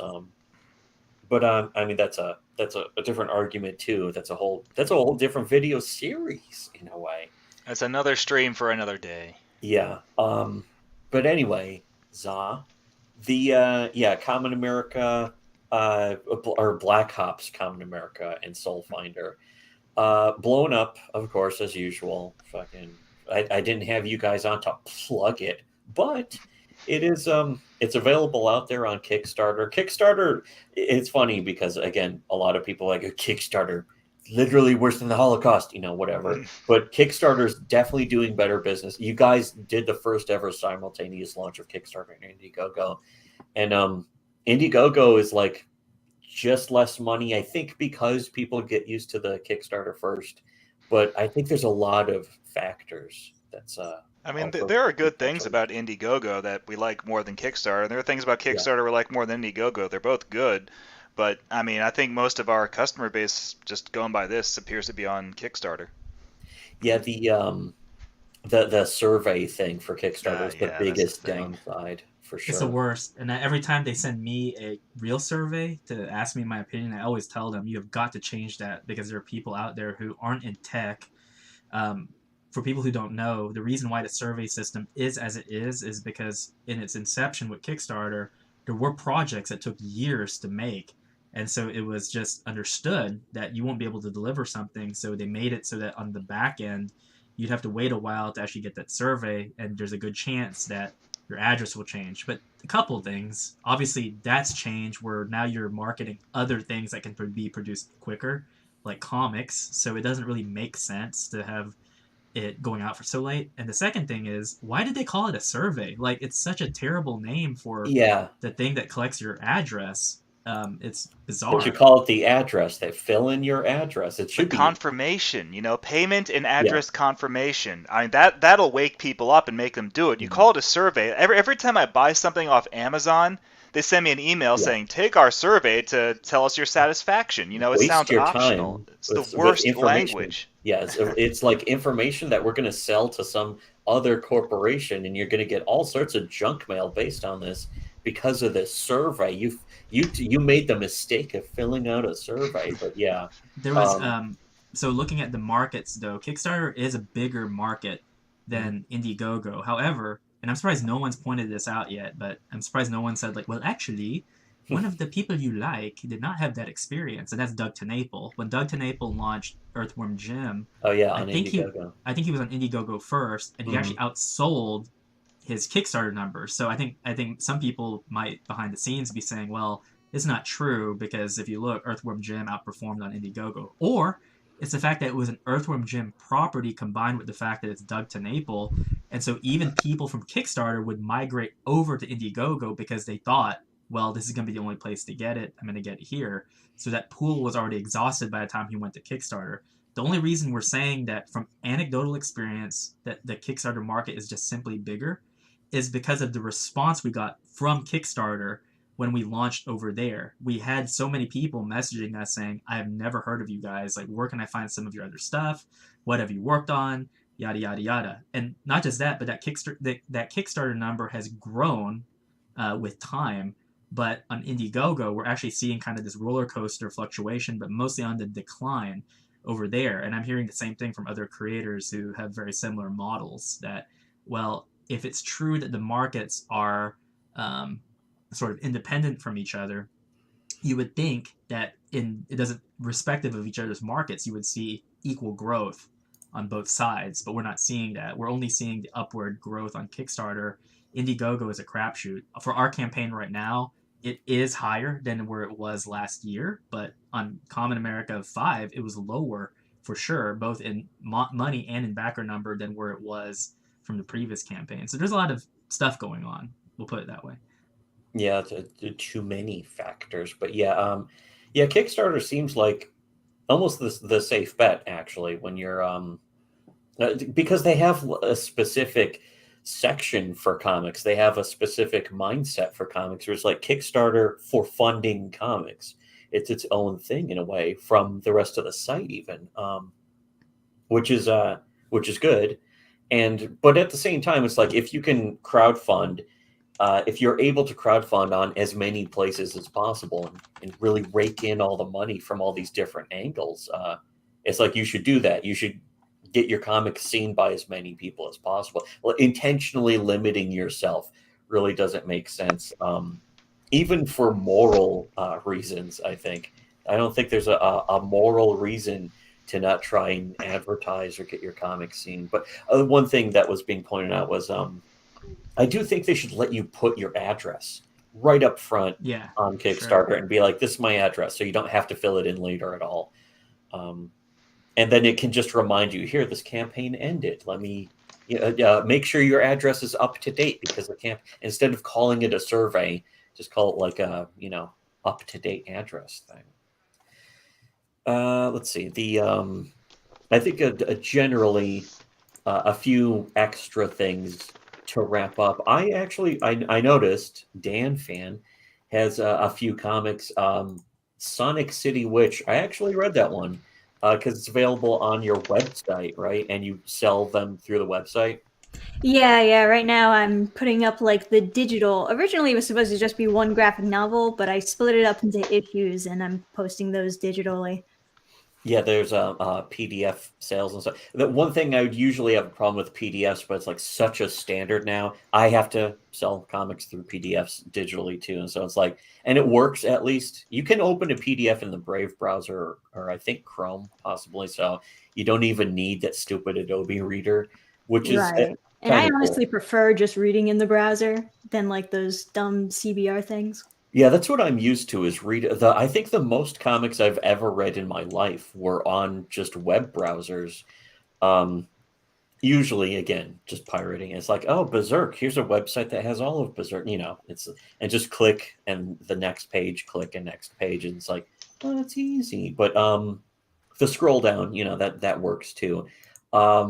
Sonic City Witch, what I can do is I can pitch that by saying, what it's about, instead of X meets Y specifically. Although I could say that it's like Cyberpunk 2077 meets the Vivitch or something. Oh, I thought you were going to say it's Sonic the Hedgehog meets Little Witch Academia. Oh, that would be cool too. But it was, actually, I read that first issue, and it is sort of like a future technologically advanced kind of town. But then there's witches who are, they practice magic, and they're kind of forced underground. And there's a big element of some witches who are like, this is bullshit. Fucking all this technology bullshit. And so there's also, I think, a good chick witch who's like, I know magic, but, I'm, trying to do this. And she helps out the sort of technological side, the police and that kind of thing. Whereas the witches and magic users are kind of seeing the city as a blight. They're sort of going full Ted Kaczynski, and they want to overthrow the town. And I don't know if I should spoil the end of the first issue, but something happens where there's a threat to the whole city based on the magic users not wanting to. And it's got a cool art style that really fits with, like, if you thought of witches being kind of fun, cool, hot chicks, something like that, and then sort of Cyberpunk 2077 town. So I read that one, and I thought it was pretty decent, actually. So yeah, that's available on Dannphan's site. I linked to your channel in the description below for anyone. Yeah, second issue coming out real soon. That is cool. And you do have more subscribers than us, so it's not like I have to advertise for you necessarily, but I can anyway. The same way with Tim and Mark, I don't have to be like, hey, have you guys heard of the Common America thing? We like talking about our work, but the shilling stuff is not something we like. We like these types of streams where we can just chat publicly. Yeah, the hangout, that's what a stream really should be, is just hanging out and blabbing and sitting around if you want to. That's always cool. I don't have there should be no pressure for anyone to even talk or perform. You could just sit here. That's actually why we've invited a lot of people who's like, you don't have to even say anything. But at the same time, it's good to talk up the guests too. So that's why I wanted to make sure to do that at least a couple times. So yeah, your channel's linked below. I'm sure people have seen too much of Tim and Mark on your channel. They're sick of us. Yeah. All that crap. You need new guests.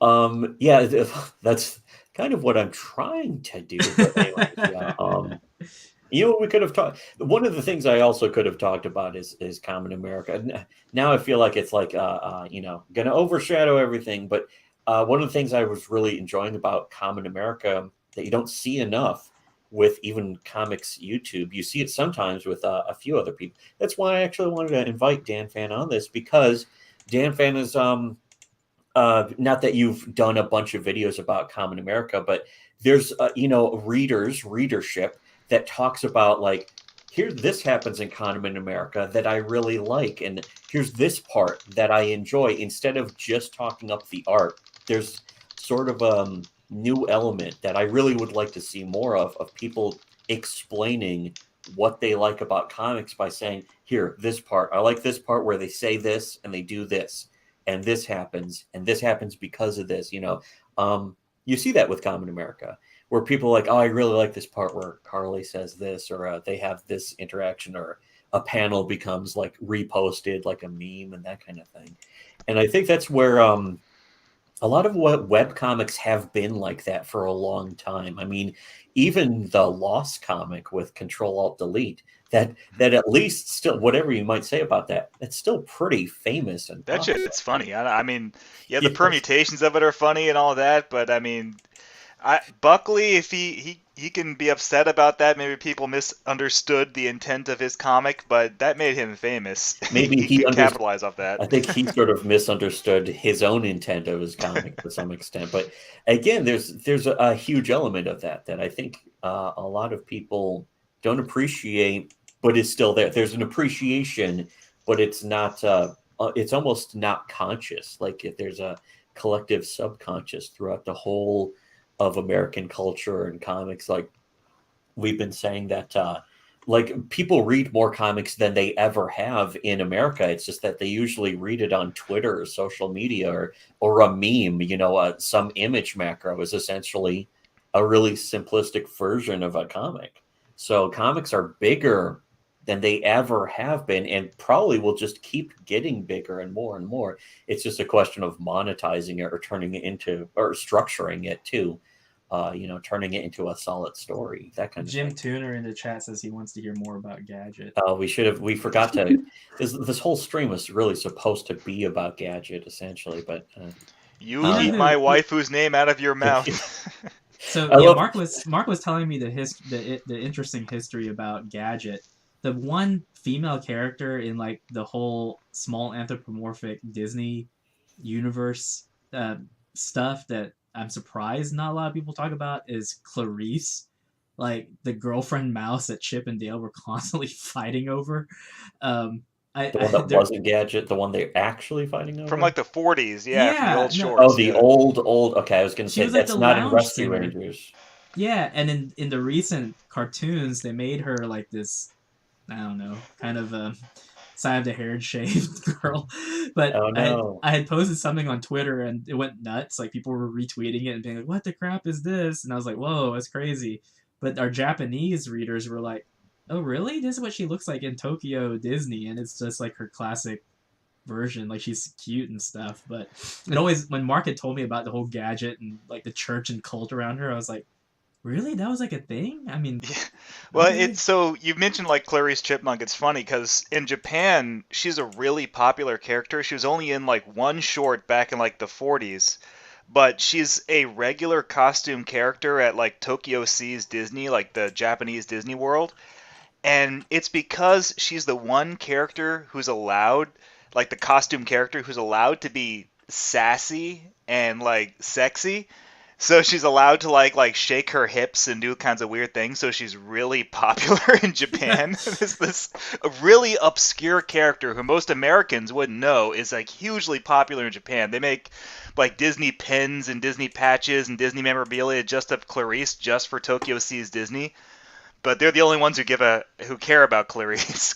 It's weird. Doesn't Rescue Rangers kind of reference her by Gadget? Like Gadget would sometimes dress up, or there's of course Gadget's evil twin in Hawaii, that episode, and Oh, I remember that one. Yeah, I think there was No, like an episode where they Curves. had to infiltrate like a rat mafia, so she dressed like Jessica Rabbit, like Gadget did. I think. Yeah, I remember that one.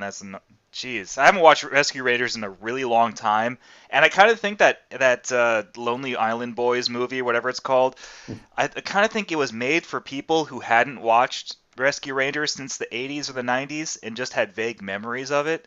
It wasn't really meant for the people who still watch reruns of Rescue Rangers every day over and over again.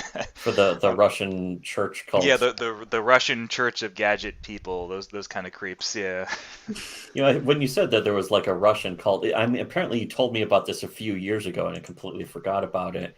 And so when I found out, there's like, oh, Russians are pissed off about Gadget in the new movie. I'm like, why? What? And you actually had mentioned it. Somebody found the clip of the old stream where you brought it up to me. I'm like, Russians. But and that's posted on our channel from I think I posted it last week, in fact. But the not to be confused with the Kula cult, though, the Russian cult is like they were the most pissed off. Although it still makes me laugh that post about you don't understand, she was pure, and it's Chip typing furiously. But with Russia, I almost understand, because Rescue Rangers was one of the very first Western shows to make it past the Iron Curtain. Mm-hmm. So it had a huge cultural impact in Russia, because like the Berlin Wall fell, suddenly American media could finally be released in Russia, and Rescue Rangers was one of the first shows, and like that was a huge cultural event for and Russian it was people. Wholesome. There wasn't any weird. Like Rocko's Modern Life was pretty subversive at times. You know, the same way Ren and Stimpy was really subversive. But Rescue Rangers was just straightforward, like cute animals. No, it was completely adventures. Wholesome. It was totally on brand for Disney. Yeah. Someone says the movie was made to counter against Putin. Well, they got him. They got him with that one. He probably is. I wouldn't be surprised if Putin was actually upset about what they did to Gadget. Like, she fucked a fly? This is bullshit. Nuke the Ukraine. Hundreds of times, and she loved it. That was the thing that really stuck in people's minds at 4chan, apparently, was clearly Gadget was way into that. We used to make jokes about that when we were kids, back when we watched Rescue Rangers. Like, yeah, Gadget, you love it. I bet. When I was 10 years old or something. And now I've grown up, and it's like the way I was thinking about it. I guess the other people who watched it had the same kind of ideas. Well, Gadget's voice actress, Tress MacNeille, and they even got her back for the movie. She's like the only one that they got back to voice their character, and you can kind of tell because Gadget sounds really old in the movie, really old. Well, but Tress MacNeille, she she has a rule: she will not do conventions, and she won't do conventions because she got stalked by a psychotic furry in the 90s because she voiced Babs Bunny, and the guy was obsessed with Babs Bunny, so he stalked and harassed her in the 90s. I watched some video that was about the stalker, the Babs Bunny stalker that supposedly got the show canceled or something. Yeah. But the guy who did the video about it digs into it, and it's like, apparently it's not true that they canceled the show. Like, the show was old. I know the show didn't get canceled because of that guy. It was basically already over, but that guy was still like a creepy weirdo. Yeah, and they mentioned her not doing conventions in the area where it's suspected the guy lived, like New Jersey. New Jersey, very interesting that she would avoid that state. Man, but what's going on in New Jersey? Yeah, just the Garden State. Well, if you're growing smokestacks, maybe. But that was a George Carlin. I don't know why I did the George Carlin joke in like a Dennis Miller voice. Anyways, Rescue Rangers, Tiny Toons, all that stuff. That was. It's funny because it's not just nostalgia. The stuff was actually good. And so I can understand. I can certainly, if I ever went to Russia, I would just make sure to wear a Gadget shirt or something. I'm sure I'd be taken care of. Those Iron Curtain cartoons is really weird. Which ones are huge over in those like Soviet bloc nations? Like, it's really big in Hungary. Life with Louie, the Louis Anderson cartoon. Like they love that show because it was just one of the first American cartoons that made it to air in Hungary after the Iron Curtain fell, and so they're just in love with Life with Louie. Biker Mice from Mars is huge in Poland. There's a similar thing that kind of happened. There's a similar thing that kind of happened here. My cousins moved to the States when I was around 12, I think, and one of my cousins is slightly younger than me, and the other one is 2 years older than me. And when Dragon Ball Z was airing and people were kind of losing their minds, they were like, why are people going crazy? And I was like, oh, it's Dragon Ball. It's like this new thing. And they're like, we've had this since we were kids. Like, this is nothing new. Yeah, it's generic. It's sort of like a Crouching Tiger, Hidden Dragon that came out and it was like huge. Yeah. And it was like, oh, people in China just see this as ordinary at this point. And it's like, oh. Yeah, okay. But people who've been watching like martial arts films since the 70s, like, have you ever seen a Shaw Brothers movie? Like, they've been doing this since the 70s. Why is this a big deal? You know, it's because Siskel and Ebert finally discovered it, so all of a sudden it was a big deal. Well, the certainly Russia, like I can definitely understand that Russia, the whole Eastern Bloc, whatever, has like there's got to be something about having no actually interesting entertainment. And that was one of the things about America. That's why people would actually say diversity is strength, because American, like, you know, all these different situations in America just resulted in a lot of competition. And the, you know, so people would have to make like the cartoons as funny as they could. So even a mediocre cartoon is going to be an incredible thing to a place that doesn't even have cartoons or where the biggest cartoon is Worker and Parasite or something. Yeah, right. You have no idea how right you are. I mean, so like a mediocre cartoon in America in the 80s would be like a Don Bluth movie, right? Like Don Bluth broke off from Disney to be a competitor to Disney, and he made like The Land Before Time and An American Tale and shit like that, Secret of NIMH, stuff like that. Yes. You know, like, but look at the shit that like Czechoslovakia was making in the 80s.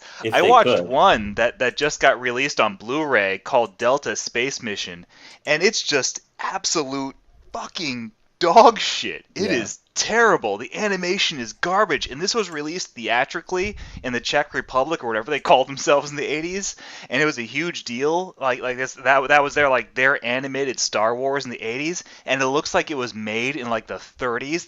The animation is so bad. It's because they didn't have anything better to compare it to. Yeah, whereas in the U.S., spoiled. You know, you watch like you watch. All Dogs Go to Heaven, which is a terrible movie, but the animation in it is glorious. And they don't even all go to heaven in that one. Yeah, it's like this is considered a bad movie in America, and you look at it and it's just like a visual feast for the eyes, but it's considered a bad movie in the U.S. Then you go and you watch Delta Space Mission, something released in Czechoslovakia in the 80s, and you're like, oh god.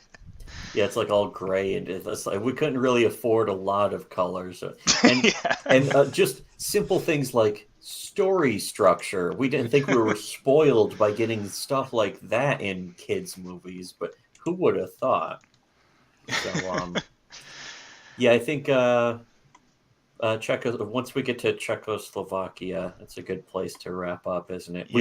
Don't get me started on the Gene Deitch episodes of Tom and Jerry. He was the Czech animator. They got to do those episodes. You don't want to talk about that. They actually got a Czech animator. I know. He was the one who did those really weird Tom and Jerry shorts between the Hanna-Barbera and the Chuck Jones shorts. He did those really weird ones in the middle there that are just awful. Yeah, I remember the John Pay version of Mighty Mouse, and I remember thinking it was just creepy. I don't know why, but I mean, because he's done interesting cartoons, but also there's an element of just instability with everything he makes. And it fits for Ren and Stimpy, but everything else he's done, I really don't know. John Kay is a creep and a weirdo, and I don't like him as a person, but I do enjoy some of his cartoons. Oh, the Ripping Friends. I wasn't going to trash him as a person. I was just going to say his cartoons were weird. Him as a person, though, you know, that brings us all the way back to Mel Gibson. But full circle. Yeah. Again, we can wrap up. I didn't actually think we would go for 2 hours, but we always have a nice time just sitting around and chatting about stuff. So yeah, we'll wrap up here. Once again, Dannphan's channel and all of her stuff. She has a website that she links to on her channel. You can check it out. Check out her talking about comics and that kind of thing. Yeah, again, you were talking about you're reviewing the YA young adult stuff of DC that they're putting out, that kind of thing, right? Oh yeah. And I bet it's just delightful. But yeah, so that's linked below in the description. Our stuff also linked below. Tim and Mark, one of their favorite comics of all time, possibly in the history of the human race, literally is that's the actual name. It's called Literally, and issue 2 is still on Indiegogo. It's in demand right now, trying to rake up some extra money. And Tim and Mark's comic, of course, just launched huge, giant. Pathetic Failure, Black Ops, Common America, Soul Finder, the giant, huge project. You know, what's funny also, just one last thing, is that I haven't read any of the Soul Finder books. I was thinking about it. I know they're available digitally on Amazon, so I could just buy them like, one click and that kind of thing. But if I didn't read any of them, I could still read the crossover, right? Yes, because the way Mark writes stories is kind of like, okay, I was actually talking to Doug Ernst about this last night, but when I was growing up reading comics, I only read Spider-Man, and I always thought that his ancillary cast were only in his book. So one of the first Spider-Man books I owned was like Revenge of the Sinister Six, which is really good because it starts off with him and Ghost Rider in a shopping mall just fighting a cyborg who's losing his mind. And then like by issue 2 of the series, he teams up with the Hulk. Issue 3, he teams up with Solo. And it wasn't until years later that I realized that they were all independent characters who had their own books, and that they just showed up in Spider-Man titles as guest characters. So they wrote it intelligently enough that a kid could read it and be like, "Oh, cool! Spider-Man has this friend, and he has this skull for a head, and he rides a motorcycle and babbles nonsense about penance and sinners and stuff like that. That's cool." So the way Mark writes our scripts is he writes them in the title with the idea that the reader does not know who these other characters are.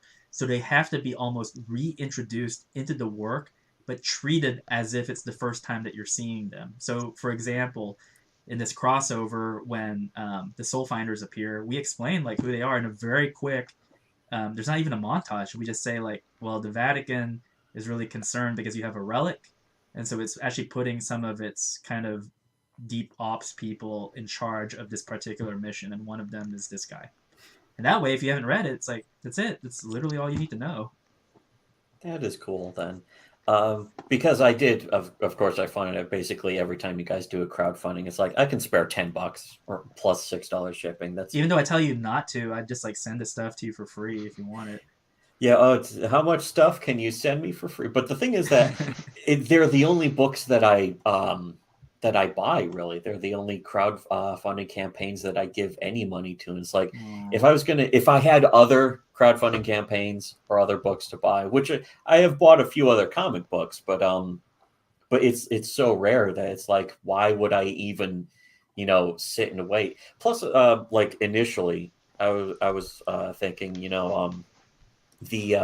I want to see what the other people, I want to see what the customers get, because you would send us just the giant box of like the t-shirts and all that shit, and it's like, well, we don't get the cool custom mailer box. So I would just back the comic, and it's like, now I can see it for myself. I get the actual experience, which is pretty on its own. We like that if you just follow Common America volume by volume, for $30 a year, you already have like 132 pages of material.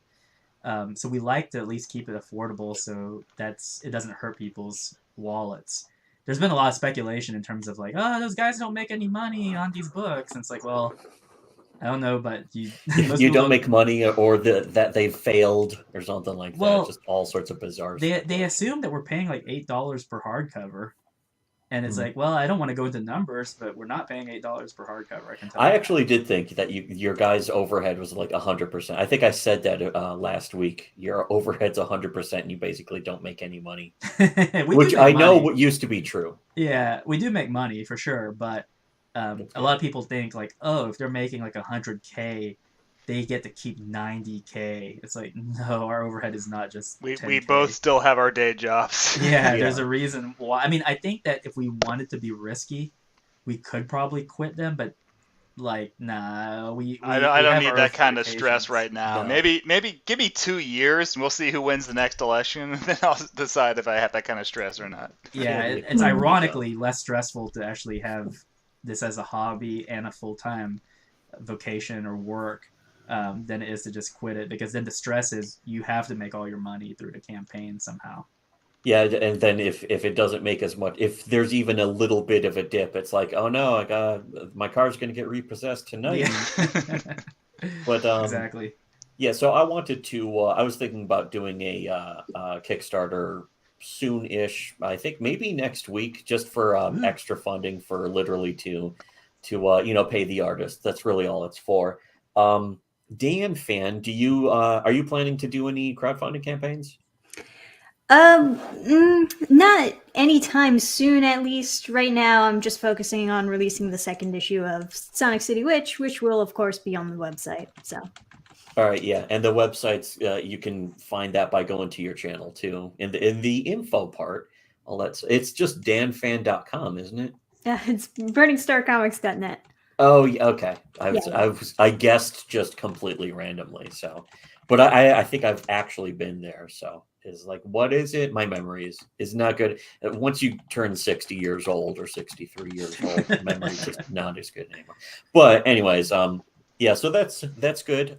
Check out comics, enjoy some comics, and yeah, thanks everyone for being Tim, Mark, Dannphan. Thanks for being on with us all together, and enjoy and see you next time or something. And should have listened to Shitty Webcomics or whatever. Yeah. Bye.